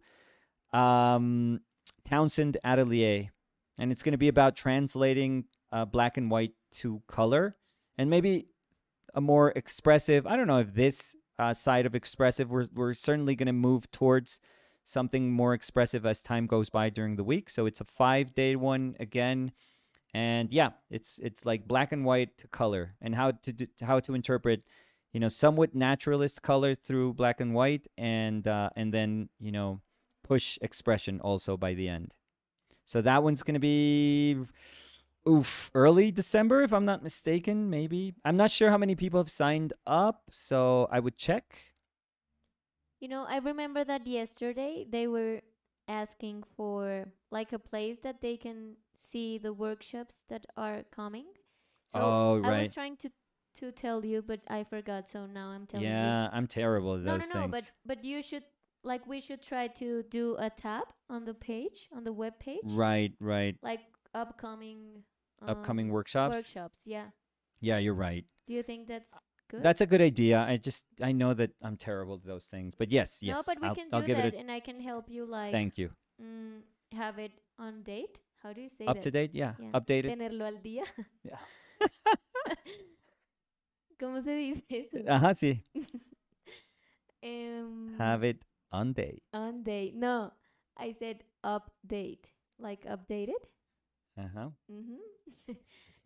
Sí, estoy tratando de salirme de lo que dije. Mhm. Yeah, so Bradley says that yes, it was the West Coast one. Oh, awesome. Yeah, so we're doing one through Peggy and Stan's Townsend Atelier, which is a really cool atelier. Um, and we were trying, I was trying, Briley, to get, we were trying to get better internet. We don't have amazing internet, but we do pay quite a bit for internet for, Colombian internet. Yeah. Um, and there was better internet that just starting, which is almost like the Google Giga, what's it called? Like Giga Net, Giga Hmm. whatever. I don't know. I forget. So it's almost 1 gig up and 1 gig down, which is amazing. And we went and talked. We went to the mall and talked to the sales rep to see if if it was available for our neighborhood, and it's not. But they told us that maybe about Maybe, in 2 months, yeah, we have to. which means like 5 or 6 Yeah, which here. means But like 2023. But we'll give yeah, it a shot next year to see if we can get a little bit better internet, which means that we can stream a little bit better. I don't know how streaming is for you guys. Like let us know. I'm always curious if like how the stream what the like the stream quality. quality Yeah, is for you guys, and because we can't tell, and not obviously. not only the image but also the audio. No, but audio will always be a little bit better. That will always be easier. No, but I was asking about because yesterday they said that they couldn't hear me. Okay, Yeah, but that so I think that was our fault. Like that was on us, on our end. Like okay. yeah. Mm, Iván dice always it's Danny's fault. No sé de qué hablaba, pero Pero sí. sí. Pero sí, según tú, Nicolás Chico, Ay, sí. no. La víctima. Uy, ni No, no pude. pudiste. No, no pude, madre. Eh, mm, oh, when you were asking about if it was better, the painting, they said it looks a lot better. Yes. Okay, So, cool, cool, cool. mm, how important do you think it for artists to work on a cohesive series or collection? Um, yeah, if it makes sense, yeah. Being I don't think there's a formula to any of this, but if you're seeking consistency, um if there's a sort of thesis that you want to be communicated through your work, and you feel that it can't really be thoroughly expressed with a couple of pieces, that you actually need 20, 25 pieces. That's how I used to work when I did my shows. Yeah, for sure, for sure. But again, I don't know how that, you know I've every time I believe there's like a certain rule that's seemingly set in stone in art, I notice that there are tons of artists that go in a completely different manner, and they kick ass, and their work is amazing. And it's just a reminder that there's no real way of doing this one particular thing. There's so many ways of doing it, so many ways of going about it, that trying to make a recipe, that book that what's that book? Wait, What's that guy? no, no, I'm no. sorry. Did I You, hit the yeah, yeah, yeah. yeah, sorry. The setup. Um what's his name? Do you I want me forget his to name. No, no, Google? no. It's like how to be a contemporary artist, how to be. He blocked me on Instagram. What's his face? He's like the art critic. Um, How to be a successful, I don't know. Wait. Jerry, what's his name? Jerry. I forgot his name. I'm so sorry. This is not me just saying, "Oh, I forgot his name." I genuinely forgot his name. Jerry Saltz. Yeah, yeah. How to be an artist. There we go. That, I mean, if he knows, come on. If he knows how to be an artist, then be an artist. He's certainly not an artist, or not a good artist, when he does like he's his dumb little uh I don't even know what to call like those those pseudo sculpture things that he does, or I don't know, like installations or whatever. It doesn't matter. He's an art critic. I'm sure that he's a very competent art critic. But that book, come on, that's just a money grab book. That can't be helpful. That there's no way that you can tell people how to be a successful artist. I mean, it's just dumb to think that there are rules that need to be followed.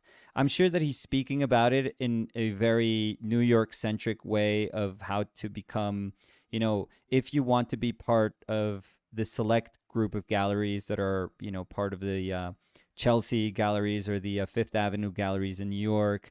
If you want to do that, then this is one of the ways you can recognize that repeats itself. But as an instructional book on how to be a successful artist, come on.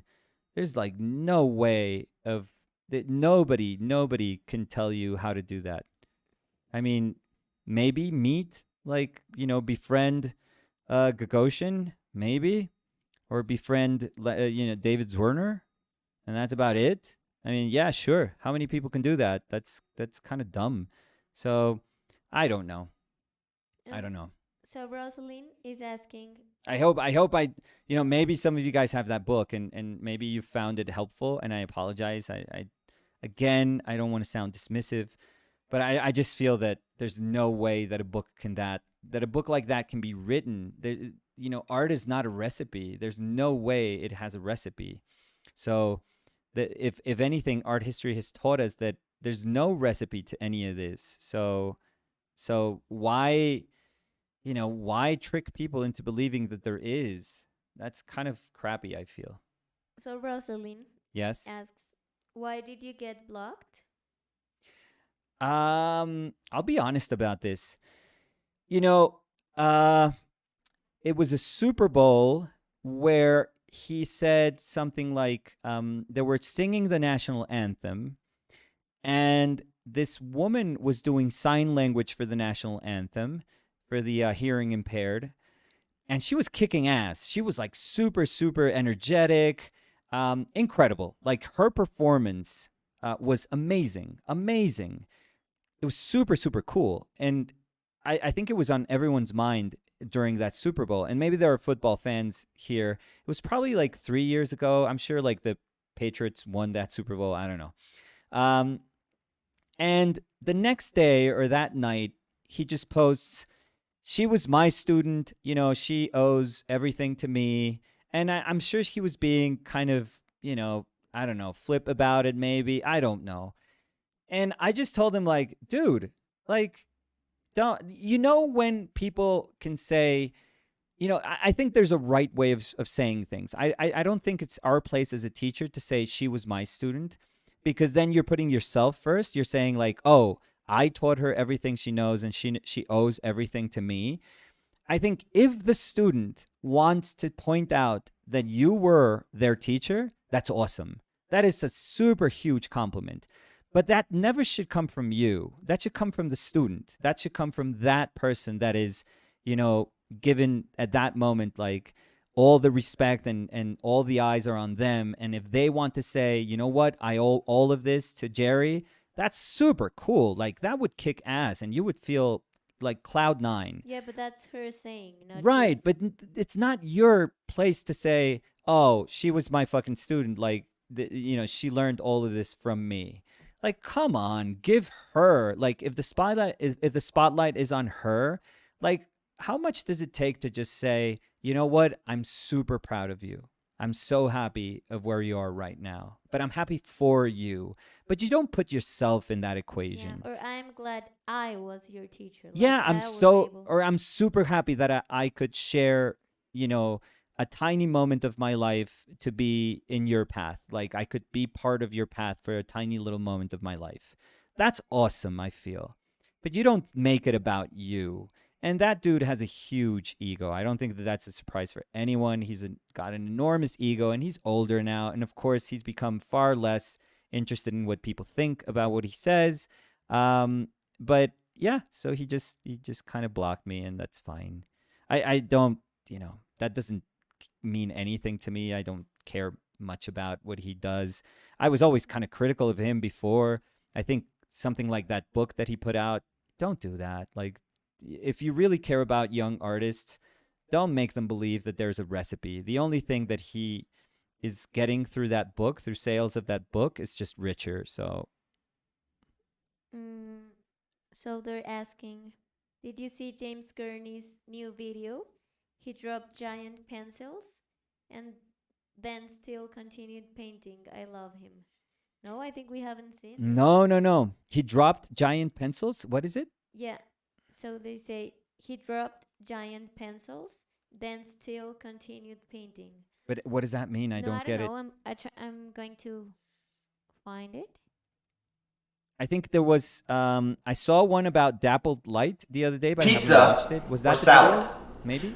No, I don't know. Maybe it means that something ruined his painting, but he kept going and he was able to like save the painting in some way. Yeah, maybe. Is that what I'm kind of getting from that?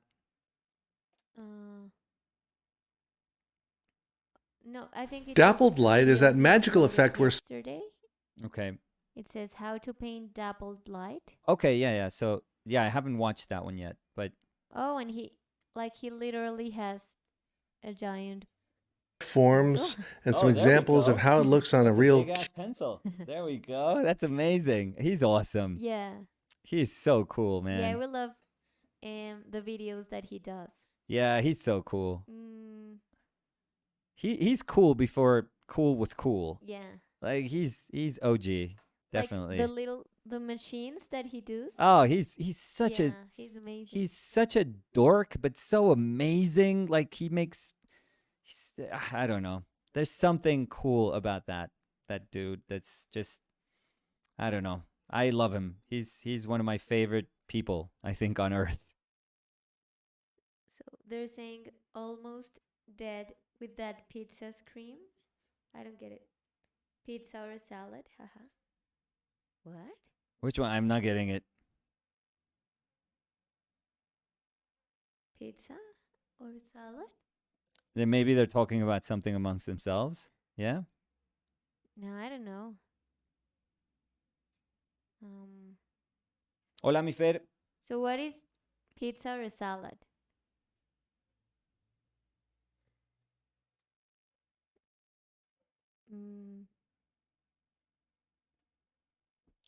No, que hola. Hola, mi Ferchuchi. ¿Cómo te fue?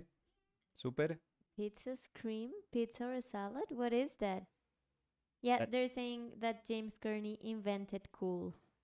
There He we did. go. Um, Danny feels left out with that inside joke of pizza yeah, salad. pizza or You have to salad, you haha. have to tell her she's not gonna be able to sleep tonight if she doesn't know. But it played over the audio. No, you guys What? played some video? A guy said pizza very loud? What? And audio. But That's all you. I But don't know what you where? pressed, Danny. no, because I went to YouTube and there was an ad.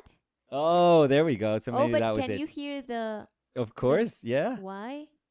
Because we don't have the input in the The video input? yeah. I don't know.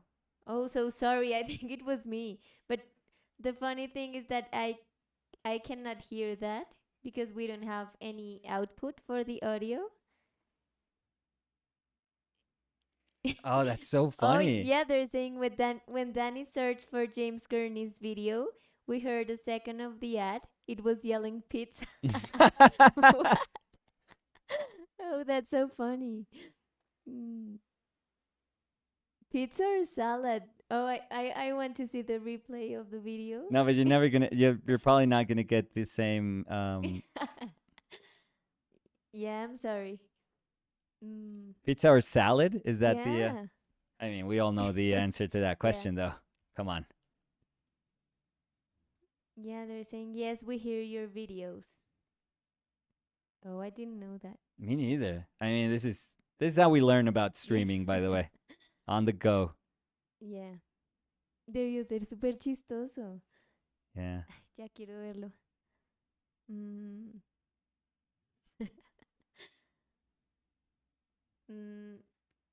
Nico, how do you know how much you push the render for each material or part of your paintings? I discovered this channel yesterday and I'm so Oh, awesome. grateful for you guys. Oh. Thank you so much, Danny and Nico. Oh, Wow, awesome. that's so nice. What's their name? I don't know how to pronounce. It's RHADOG, Rad Radog, maybe R-H-A, Ra, Ra DOG, D-O-G. Radog. Yeah, that's a cool name. So thank you. About pushing, I don't know. I'm trying to go back to seeing the big, the big picture at every single point, and maybe let that be my guide as to how much I should be, pushing. So it's a lot of back and forth, back and forth. I mean, certainly it has been today because I really felt that I don't know, and maybe when I look back, I'm gonna realize that I did have something that was kind of cool with the blocking of Fed initially, and I lost it just for being, I don't know, shook by the Jim Carrey reference. So maybe that was it, maybe.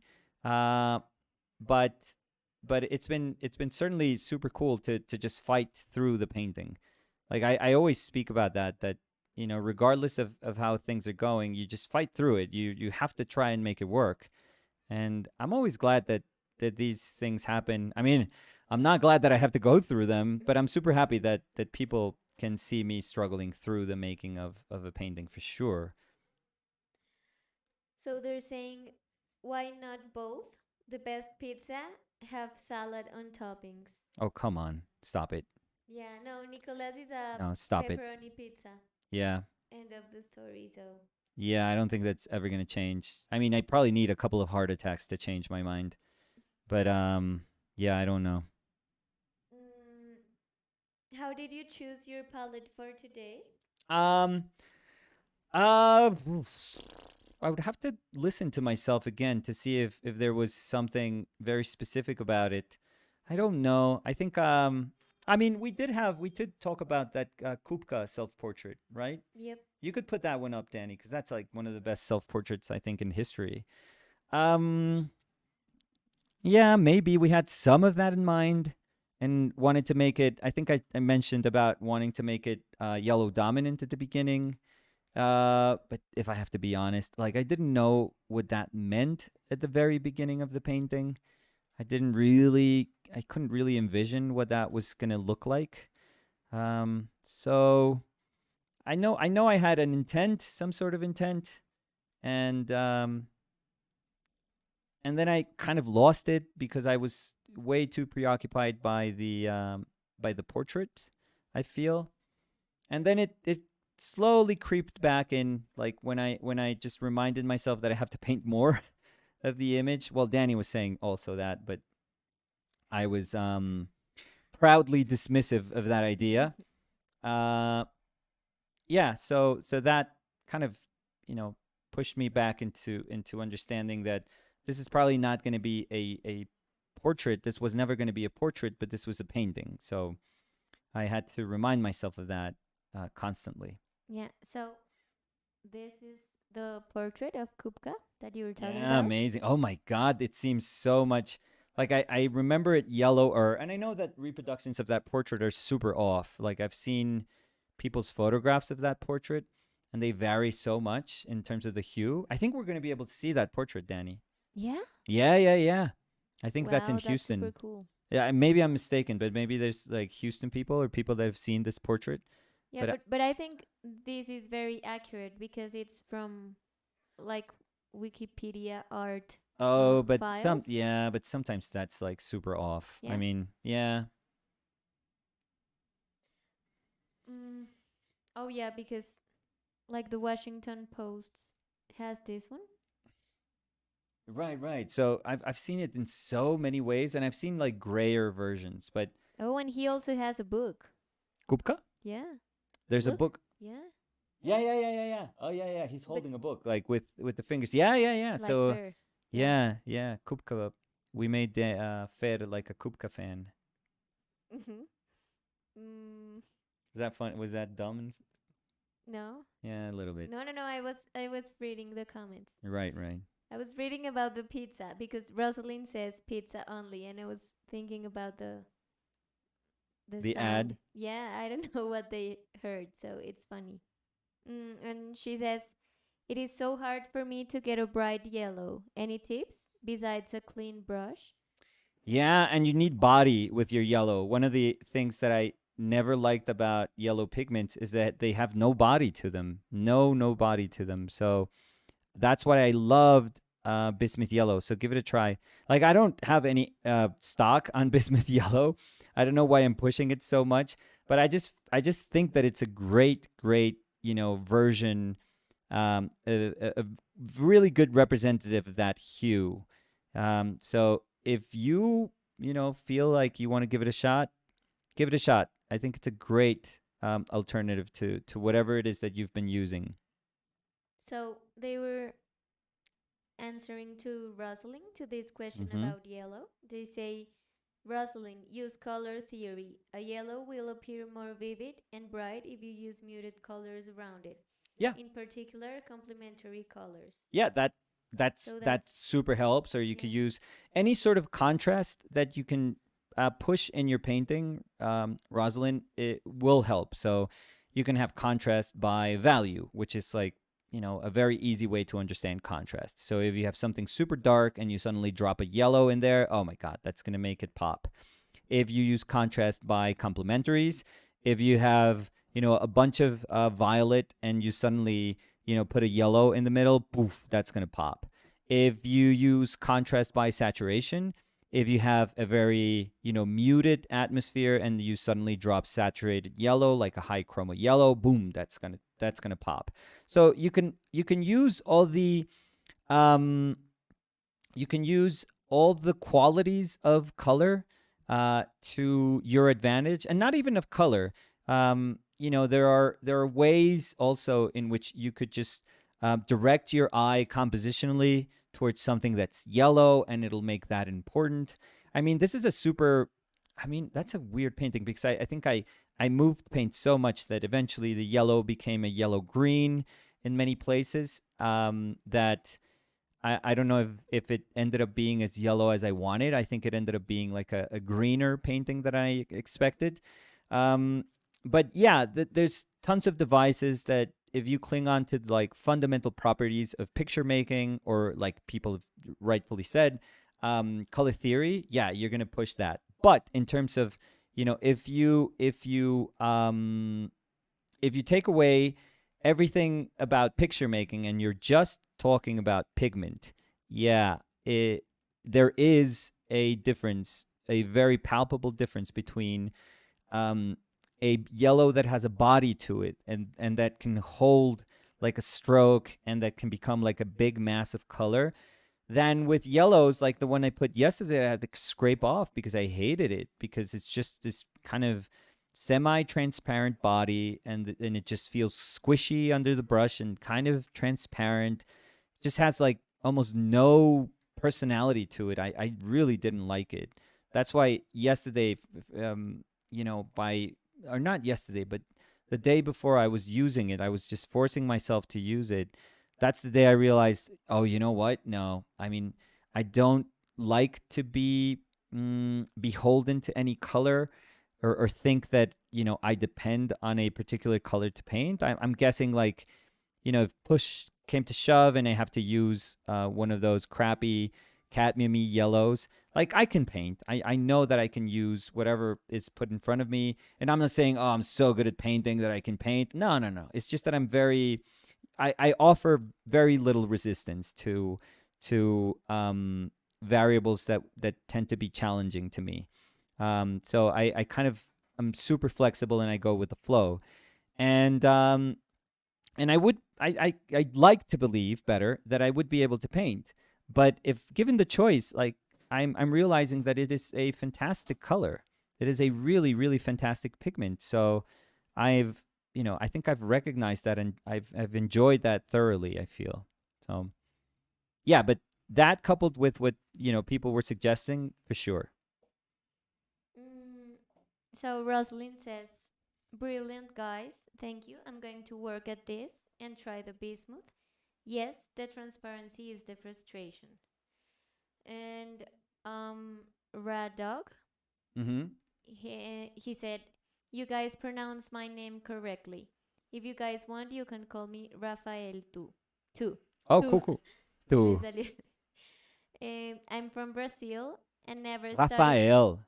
never studied Spanish, but it's kind Ah. of close with Brazilian Portuguese, Portuñol. Portuñol, Rafael. so I can understand a large portion of what you guys speak. Beleza.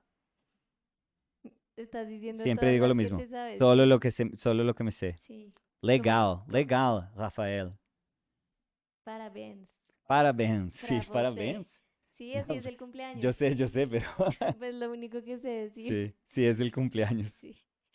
No, bom dia, bona tarde. Obrigada. Sí, obrigado. Yo obrigado. Pero yo soy Tú eres obrigada. obrigada. Em, ya. Sí. Em, I don't like the job that I have now. I'm a bus boy. That's why I asked you if you were a bus boy. Do you think going to art school can make me connections so I can make a living with my art? Um, I mean, it's not a surefire way to do it. No, I would never say.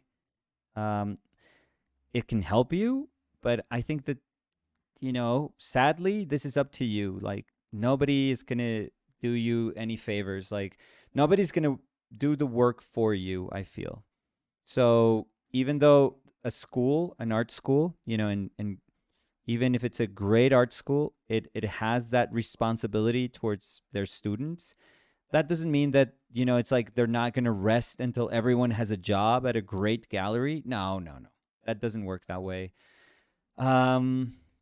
So no, this is your life, dude. Like, what's their name? I'm sorry. Anania? Oh, Ananya. So, dude, like, yeah, this is your life. Like, it's not going to be easy because it's never easy. And I know that maybe you think it sucks because you have to be a busboy, but not really. Come on, like, life has so many turns and unexpected um just experiences that will show up right in front of you. That, don't worry, this is just going to be a moment and a part of your life, and that's about it. But if you want to be an artist, just whenever you have free time, if it's during the day, I don't know if you're working at nights in a bar, but or if you're at a restaurant or whatever,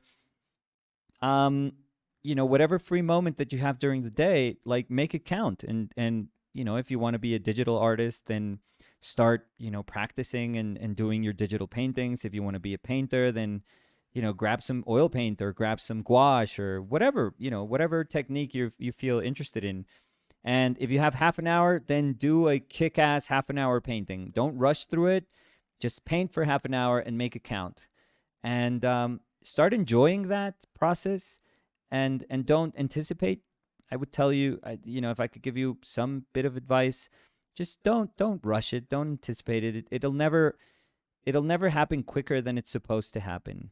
And I think that while there are careers that just happen super, super quickly, I feel that it's better to start thinking of this as a marathon.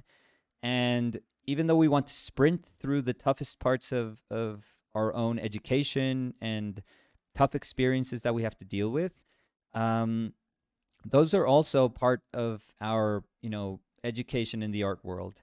Those tough moments are going to make us have thicker skin, and they're going to help us deal with problems that it will for sure we will encounter in the future. So don't see them as horrible moments. Just see them as opportunities to learn about what the art world is going to feel like. Yeah, just enjoy this process. It's going to be so tough, dude. It's going to be a lifetime of feeling frustrated and thinking that you're not good enough, or that what you want to say escapes you. There's so many things about art that can be so tough for our own egos, that we have to be ready for that. We have to be kind of prepared for that. And yeah, the only way is to just do it patiently, and again, don't rush it. Like, a good career is the one that can accompany you, for years, throughout your lifetime. I feel that that's a career worth having. I think, and maybe I know that nowadays people can change their minds, and they thought that they were going to be an artist, but now maybe they changed their minds, and they want to be musicians or whatever. It doesn't matter. But if you feel like this is something that you deeply care about, then just take your time with it, respect it, and just whenever you have time to do something, just put your heart into it, and that's it. Don't push yourself, don't think that the resulting image is going to be a good measurement of how committed you are. No, it doesn't matter. You can struggle for 6 months, 8 months, a year painting images. The fact that you have struggled and they may not seem like good enough images to you, that doesn't mean that they're not valuable, that they're not helpful. So again, just be patient, dude. Like things do change. Don't think you're at a bad spot. Sometimes maybe job feels crappy, but I'm sure there's like interesting people in your job.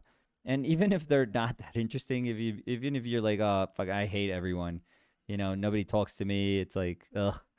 Um, at least pay attention to the people. Like, be like Soroja. Soroja, they asked him like how many hours a day he drew. I think they were saying he drew or he painted, and he said 24 hours a day, because even when I'm not drawing, I'm drawing in my mind. So think about all the things that you see as a busboy that would make great paintings, and just imagine those paintings. So I think that that's kind of cool. Yeah, but don't give up. That's this is I'm sure that this is worth it to you, and if it's worth it to you, it's worth fighting for. So yeah, don't give up, dude. It'll get better, I promise. So Vincent says, Vincent, bonne yeah, nuit. yeah, I was waiting for. Bonne nuit.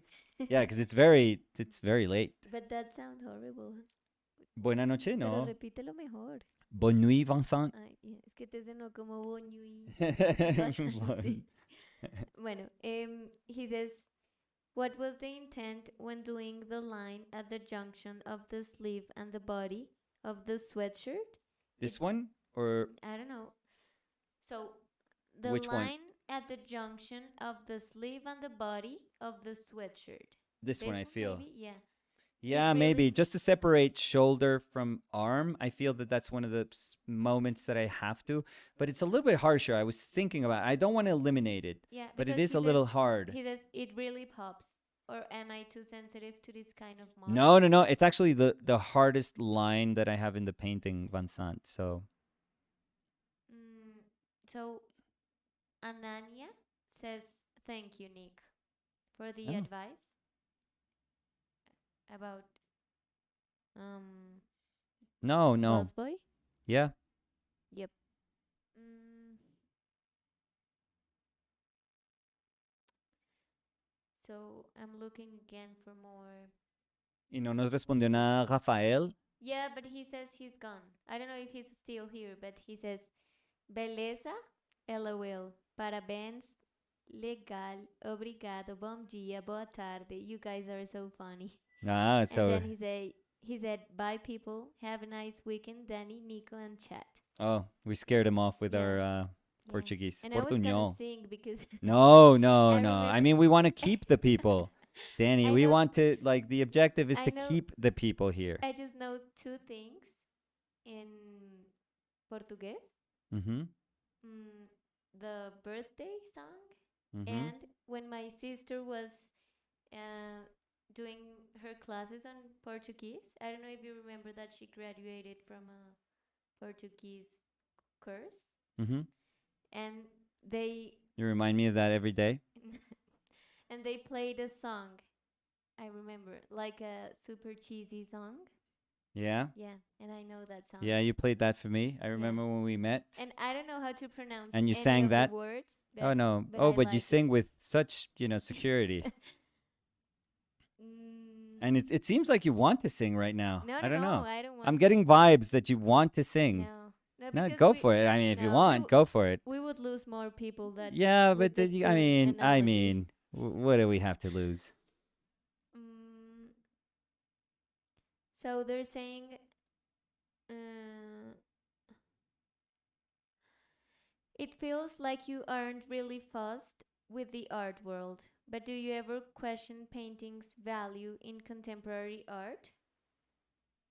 Uh, do I question contemporary painting's value? Do you ever question painting's Painting's value in value? contemporary art?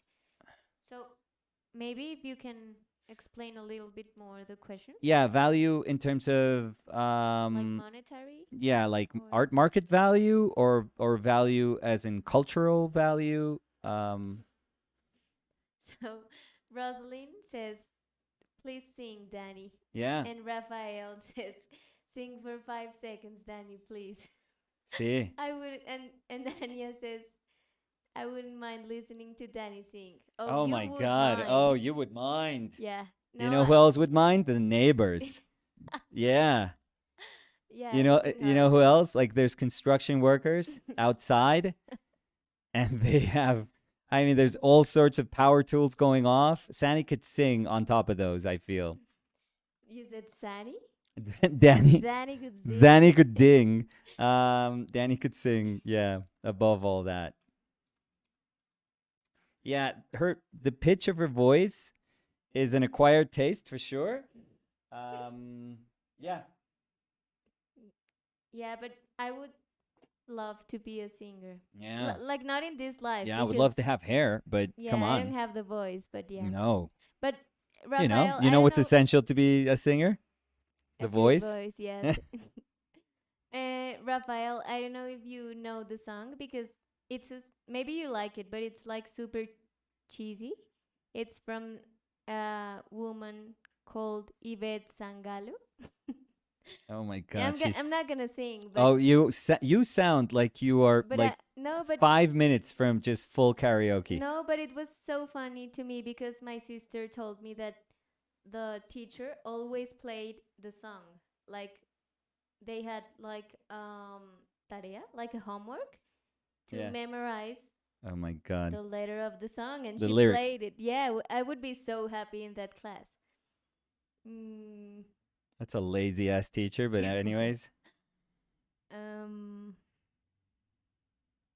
Oh no, do it, Danny. No, I'm not gonna sing. I mean, I think she needs a bit more persuasion. no, Yeah. no. I need like a little bit more technique in my voice to be Oh able to yeah. sing. Oh, like years.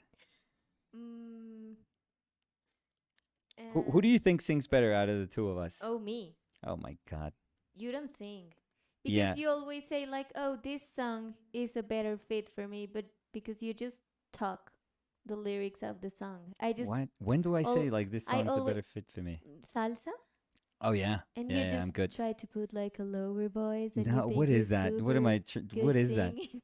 What is that? What did you No, just do? no, but I put all my heart to singing. I know. That's the You're having a problem. heart attack. Yeah. Your heart is saying You're save having a me heart from this attack. body.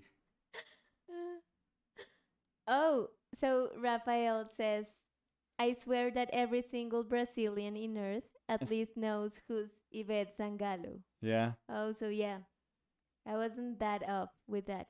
Oh, Well, yeah. I have a funny. So a couple of weeks ago, someone asked me about like a funny story bartending, Uh-huh. and I remember that I was bartending with a friend, and she had uh, like a date that was from Brazil, and he came to visit, and he didn't understand that good Spanish. So a friend that we had that also bartended, she knew how to speak in Port- Portuguese, and she was speaking with him, but then she needed to go away, and my friend was like, "Oh my God, please tell him something in Portuguese. Do you know something?" And I was like, "No, I know the birthday song."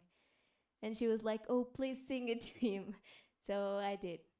Yeah, it was horrible. He was like laughing but like uncomfortable, and Yeah. like 5 minutes into the song, 5 minutes. It no, took you five five minutes minutes to into sing the it. Oh conversation, my God. That's he why it just wasn't went away. comfortable. Yeah, yeah, it was super funny. They're saying, yeah, Yvette is a queen. Yeah.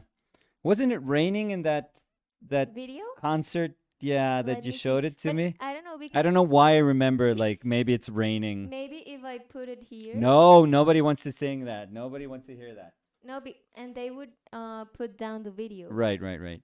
But it's You could put called. like could people confirm this to us? How long could you put a song for? I think it's 15 seconds. I know, but we don't really know, do we? Well, that's why I said I think. Yeah, but as you have the button pressing, like No, I'm not pressing. I'm. I you're was super excited. no. Super excited to So the song was. I'm going to put the name because I don't know how to Oh my god. pronounce Guys, it. we're Okay. about again, No, we're I'm about not like gonna 5 sing. minutes. 5 minutes. Either we are getting close to the 5-minute birthday song, which can drive people insane apparently, or we're very close to Danny, Danny why? singing to Danny singing that Yeah. terrible Yeah, and ballad. I don't know why when I told the story Yeah. just now, it wasn't funny, but in the moment, it was so funny. You The should have birthday? seen, yeah, you should have seen the face of the man. He was like, Yeah. "What is she doing? Yeah. Like, why isn't she bringing the beer and she's singing the Happy birthday birthday. song It's to me?" not my Yeah, birthday. How do I say and I it's not remember my that birthday in that he Spanish? said in Spanish and like I know how to speak Spanish, and I was like, "Oh, that's fine," and I continue singing. So Okay. yeah. Yeah. Um. So no. So they're trying to make me sing, but that's not gonna No, happen. it's totally up to you. No, no, it's not gonna happen. Totally up to Never you. ever. Totally up to you. Están diciendo que hagamos un dúo. Deberíamos cantar Marc Anthony y la India. ¿Cuál? Mi amor, la cabeza. Qué pena. Marc Marc ¿qué ibas a Anthony. decir? So they're saying Danny Es que sing estoy Hope of pensando. Deliverance. Oh, no, no, no, no. O que podríamos cantar. Ninguna. La de Gilberto Santa No, mi Rosa amor, no vamos a con... cantar.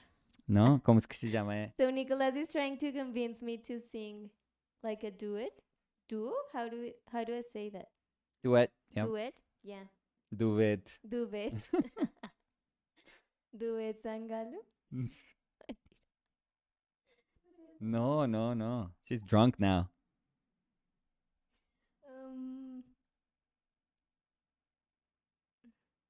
Oh, the song I told them about. Has been They playing. said no.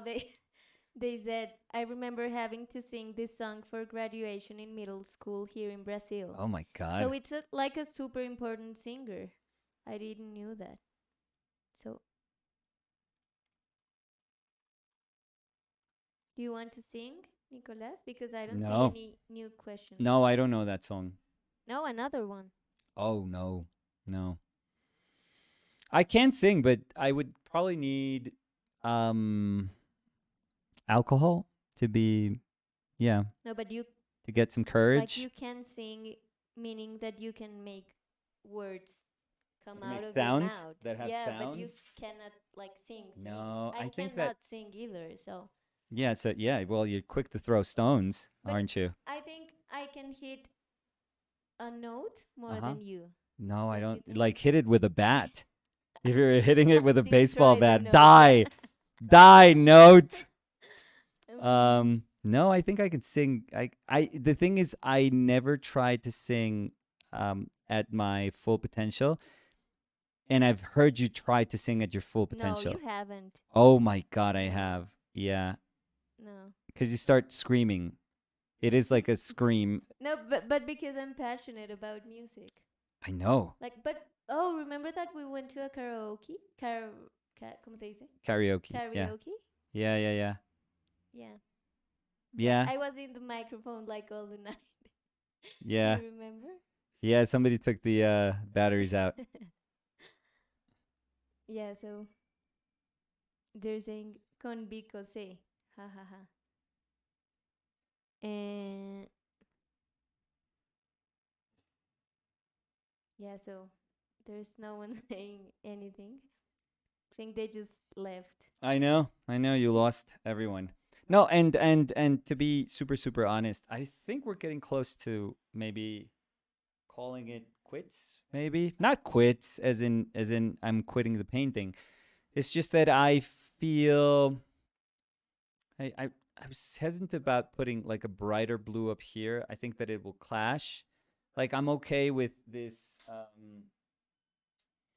kind of slow introduction of that yellow green. I actually really, oh my god, look at my finger all over the um I actually like this kind of moment where the yellow you can tell that there was almost like a yellow ground, and then I kind of scratched the that light purple on top. Um I think that the using the red as the outline for a couple of moments of the portrait is actually pretty good to just ground that portrait. I mean, against all that green, it works wonders, obviously. I like this little bit. I think that's super, super cool. I think it worked wonders. And yeah, the sleeve became like a big gesture, almost like yesterday, where we had to deal with how to understand Samu's sleeve as just an opportunity to make a big gesture. I really like this very transparent yellow. I was struggling a lot to see how much I would cover, how much it was like competent for the painting to for an area to be covered. And the hand is almost not even an issue, but I just want it to be there, but not really. And I think that's it. I mean, the struggle was to make that yellow green work, which started off as a yellow, more like a yellow orange. It almost feels like, but I kind of like it. I think it's a strange painting, but I think it's kind of cool. I think it works well. Even the portrait that, uh, what do you think of the portrait, Danny?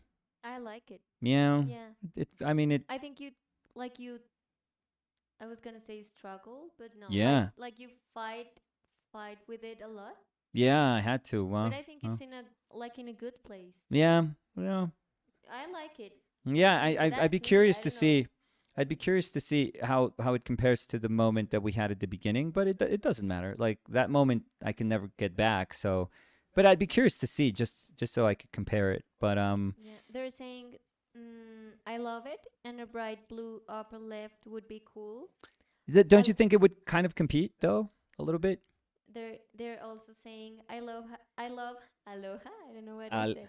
I love let's how it. try that blue. If not, we'll scrape it out. Okay, they said, I love how it's come together. Especially a big fan of the shadow around the arm at the table, Yeah. and the Oh yeah, I way like that one too. the lips fit in so well, even against the neon green. And they're also saying the sleeve is great.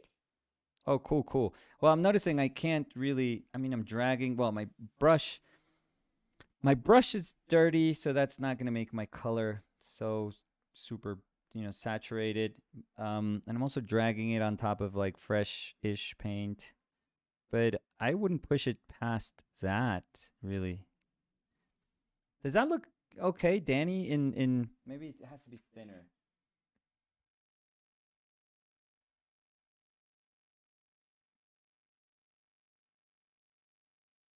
Maybe it doesn't make that much sense.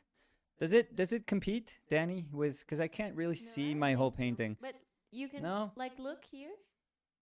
I don't think it does. Okay, no, it doesn't. No. No, it actually doesn't. That's actually it's okay. I mean, it couldn't have been like a super important color up there because it just wouldn't make sense. No, that's kind of nice. So we're gonna leave it here. I think there's enough interesting things happening throughout the painting so that we can say, you know what, we're done. And it was a genuine struggle. Um, sometimes I feel that you don't get a lot of the real struggles with demos and paintings that are in the internet. When you get how-to videos, you don't really sense a real struggle. And I've always said it, like the act of picture making, is actually far more uh, flooded with struggles than what you see when somebody has this almost like error-free experience. Part of making anything in painting has to do with, oh my God, there's a problem that I thought I knew how to solve, and I suddenly realized that I don't know how to solve it. And you have to be on your toes. You have to make good decisions, hopefully, decisions that can drive the painting closer to what you intended to do initially. There's so many things, so many variables that are so tough to deal with at every single moment, at every single stage of the painting, that again, when you see super talented people work, you don't feel those moments. You don't really feel those moments. And you start getting this very distorted idea that, oh my God, talented people don't struggle, which is so not true, which is obviously not true at all. So, no, picture making is tough. Painting is tough. Especially when you have to, today we were kind of figuring it out as we went along. So there were things that worked, things that didn't. And it's kind of exciting to just, push through. I've always been a fan of just pushing and pushing and pushing. Just, you know, recognizing your own limits, the limits of your image, the limits of your painting, the limits of what you know, the limits of what you thought you knew. Those things are super cool. So, if I have to struggle in front of you guys, that's totally fine. I'm perfectly fine and comfortable with that also. I'll feel like I'm struggling. I'll acknowledge that I'm struggling. I'll get mad. I mean, you guys probably could tell that I was pissed off at my own painting and it myself for, having an idea of what I wanted to do, but I just couldn't grab it initially. So those things are very, very real. Those things happen all the time. And again, I'm super okay with them. And if they happen to happen, on a live session, great. That's totally fine. I'll gladly struggle through them with you. And I think today the end result I'm actually super happy with. I think that it's a really cool result. But I'm sure there's going to be days that it isn't, and I'm going to be okay with that too. I'm going to be totally fine with days not feeling like they were, successful. I already know myself, and I know how those days feel, and I know how I have to, what my mindset is supposed to be during those days also. So I'm okay. Like I can receive those days and I can welcome them, with peace of mind. So today we were lucky, I guess, and we fought through it, and a painting came out the other end. So that's kind of cool. But yeah. So I thought that was fun. Initially, yeah, I thought my painting was going to be around those hues a lot more. I thought I could do better with handling the the yellow orange in comparison to the yellow green, but because I struggled, I probably had to paint and repaint a lot, and started shifting that yellow orange to a yellow green, and that made the whole painting shift a little bit more towards somewhere else. So I'm okay with that. I think I'm okay with that. So yeah, I think that's gonna be it. I hope you guys enjoyed it. Is there any question, Danny, to or maybe do you wanna sing us out of the video? Maybe a No, I little was bit, just a little bit, answering just a to little bit. someone who said everyone is here, but all are sad because Danny didn't I sing. know, The painting is lovely, but yeah, I I said know. that they would be sad if I did sing Oh, because I'm horrible oh at yeah, it. they would regret. Yeah. They would regret that Rug, rug, request. rug, rug, rug. Bah, bah, bah, bah. They Yeah, would regret it instantly. yeah. So no, they're saying just want to say thank you for all the advice. They also say thank you for reminding us of that.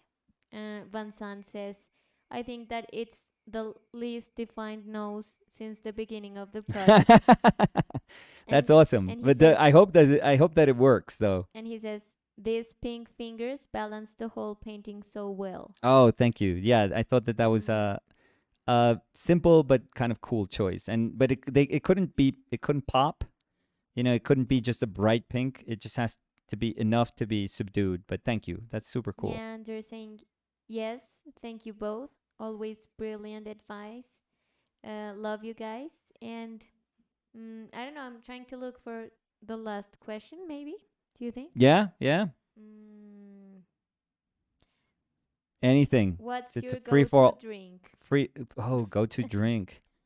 For me, it's easy one. It has to be. Well, I'm always gonna go for beer. You know what I had in Liverpool almost like every single night. My God, Guinness, which I don't drink that much Guinness. I've always been, heavier beers. I'm always like, I don't know. I always feel kind of heavy set. Um, like I can't drink a lot of Guinness if I'm only drinking Guinness. Oh no, Guinness was like it's like it's almost like it's if you're in Liverpool, you got to drink Guinness. It just fits beautifully, perfectly. So for me, it would be beer, and if it's like harder liquor, what do I? Like a We both like cocktail, yeah, maybe. we both like gin. Yeah, I love gin. Like Yeah, gin tonic. yeah, we both like It's gin. yeah. I like Jagger bombs, which I Yeah, know they're horrible. terrible because Yeah, they're Red Bull horrible. and Jagger. No, But those are horrible. yeah, I like No, that. I used to. We don't drink whiskey. No. No, I don't like whiskey. Yeah, me Yeah. neither. I'm not a big whiskey drinker. Mm, I used to drink rum when I was younger, a oh lot of no, rum. I hate it. Oh, no, I love it, No, it's but so hard. no, but it's so good. No. No, when we were here with Nicolas and Kelly Yeah, and but I yeah, had yeah. like a sip, I had like a bottle. yeah. Yeah, that was terrible. Yeah, yeah, yeah. But Um, oh, it's so good though. Zacapa? Yeah, ron zacapa? Oof, very but good. you're But being but but you're being generous because oh, I then you can't drink switch anymore. to no, you switch to another brand. To a cheaper. Yeah, Yeah. that smelled horrible. Yeah, it was well, you Yeah. can't Also, start for with a example, really good rum and then just go to a really bad one. You can tell. And I was brought up in like super horrible rum with super like street rum. So yeah, that was my youth, and oof, oh, that was terrible. vino, moscato. ¿No tomas Okay, wine, moscato? yeah, wine. But No, digo que tú dices de vinos de oh ron yeah, horribles, yeah, porque yeah, en mi yeah. vasito era Sí, horrible. vino de caja, sí, terrible.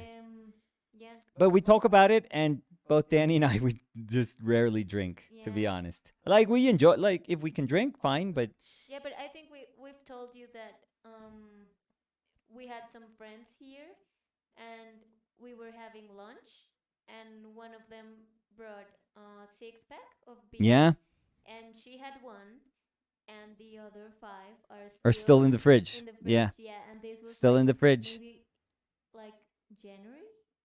Yeah, that was a long time ago. Yeah, yeah, yeah. Aguardiente, ¿no? Pregunta. A mí me Sí, gusta. a mí no tan, yo no, pues yo he tomado, Mi pues mamá. creo que los dos hemos tomado muchísimo aguardiente en la vida, Pero sí, es que aguardiente en Bogotá pero, es. no, pero si tengo que elegir, yo, pues le digo sí al aguardiente, pero que me guste, Pero no, a digamos, mí yo nunca me prefiero gustó. aguardiente que tequila. Yo. No sé, no sé. Sí. Pero sí, la verdad, o sea, estamos hablando acá como si fuéramos. Los bebedores, sí. Sí, no. Dani se bajó Se va. 2 de Ok. antioqueño antes de... Para cantar necesita Pero otra. antioqueño es el mejor. No, a mí me... Aguardiente. Sí, de pronto, de pronto. Sí. A mí, si tomaba recientemente como el néctar sin azúcar, yo ya todo No, como viejo. antioqueño sin azúcar. de No maní. sé, no Sí. sé. So, yeah. On that note, Yeah, yeah. On that We're note, leaving you on that Danny, if you note. wanna take us out with maybe a better note. No, Yeah, no, because you can't hit them. no. No, beat the shit out of them though. But so thank you guys, thank you guys. Maybe one on a future live video, you guys can be the judges, and I'll just sing for like 10 seconds. Danny, you can do your best 10 seconds. No. No, because I And have the crappy microphone. I can So give you you have mine. the Oh yeah, I can advantage. give you mine. I'm fine. And you have a good microphone. Don't even. No, because I have to be super like near the microphone. So we can turn yours off, and But you we'll have use like the the- same you microphone. have the ASMR. Yeah, but I'm I not. don't have that. I'm not gonna sing like a lullaby. Yeah. So we can do that, and you guys can be the judges. I think We could maybe. I or think I would maybe be. not. I don't want to say it, but I think I could embarrass you. Mm, Or I Oh think you would be yeah, like, I would "Oh be my embarrassed god," of you singing. or I think you're gonna go, "Oh my god, he could sing. No, Why haven't I? of course you Why would didn't I know embarrass this? me. Why didn't I know this for like almost 6 years?" Mm-mm. No, You'd yeah, be but like, "Oh we're my no. god." This is not going to happen. But Yeah, we're just losing viewers. I know. It's like, okay, they're done. Yeah. So So we'll see you guys next week. next week, Yeah, yeah. we'll be live next week. Okay, so No, we'll see you they're guys next saying week. can't wait for the singing contest. Hell yeah. Hell yeah. Why do you say things that we're not gonna do? I'm gonna do it. Oh, you sing I'm alone. shameless. I'm shameless. I'll be fine. No, okay. So it's up to you. No, We have I'm not 2 doing weeks it. of getting ready. 2 weeks. 2 weeks. 2 weeks. No, because I've had like a lifetime of bad singing. I know. 2 weeks won't do anything. Oh, For don't me worry. or You for can have a you. lifetime of trying to learn through YouTube. What are Like you trying to say? that, Okay. your natural voice, it's not gonna change. I'm sorry. Yeah, that's what I was saying. Yeah. Like, You know what we should do? What? We should hire somebody that comes in oh yeah, like and so 1, 2, 3. And No, that no, no, no, no, person no, no. sings. and we can have Oh. a singing class together, like, and somebody who's completely objective can say, "Yeah, you are better than her," because that's what they're gonna say. Okay. So we can hire just for a day a singing teacher, Yeah. But and not they like come in. not like do a stream about that. No, no, no, no, no. But we can we can share the results with people. I think Okay. that would be cool. Yeah. So deal. Deal? Yeah. But where are we going to find? Oh, anywhere. Okay. That's that. Like we can ask Titis, Cristina. No, because she's your nephew. No, no, no. If she would be knows like a "Oh, singing teacher. Nicolas." No, if she knows like a singing teacher, they'll charge us like, I don't know, $30 to come here. Okay. And Yeah, and so we can do tres tristes tigres comen trigo. We can do scales saying that. ¿Nunca hiciste eso?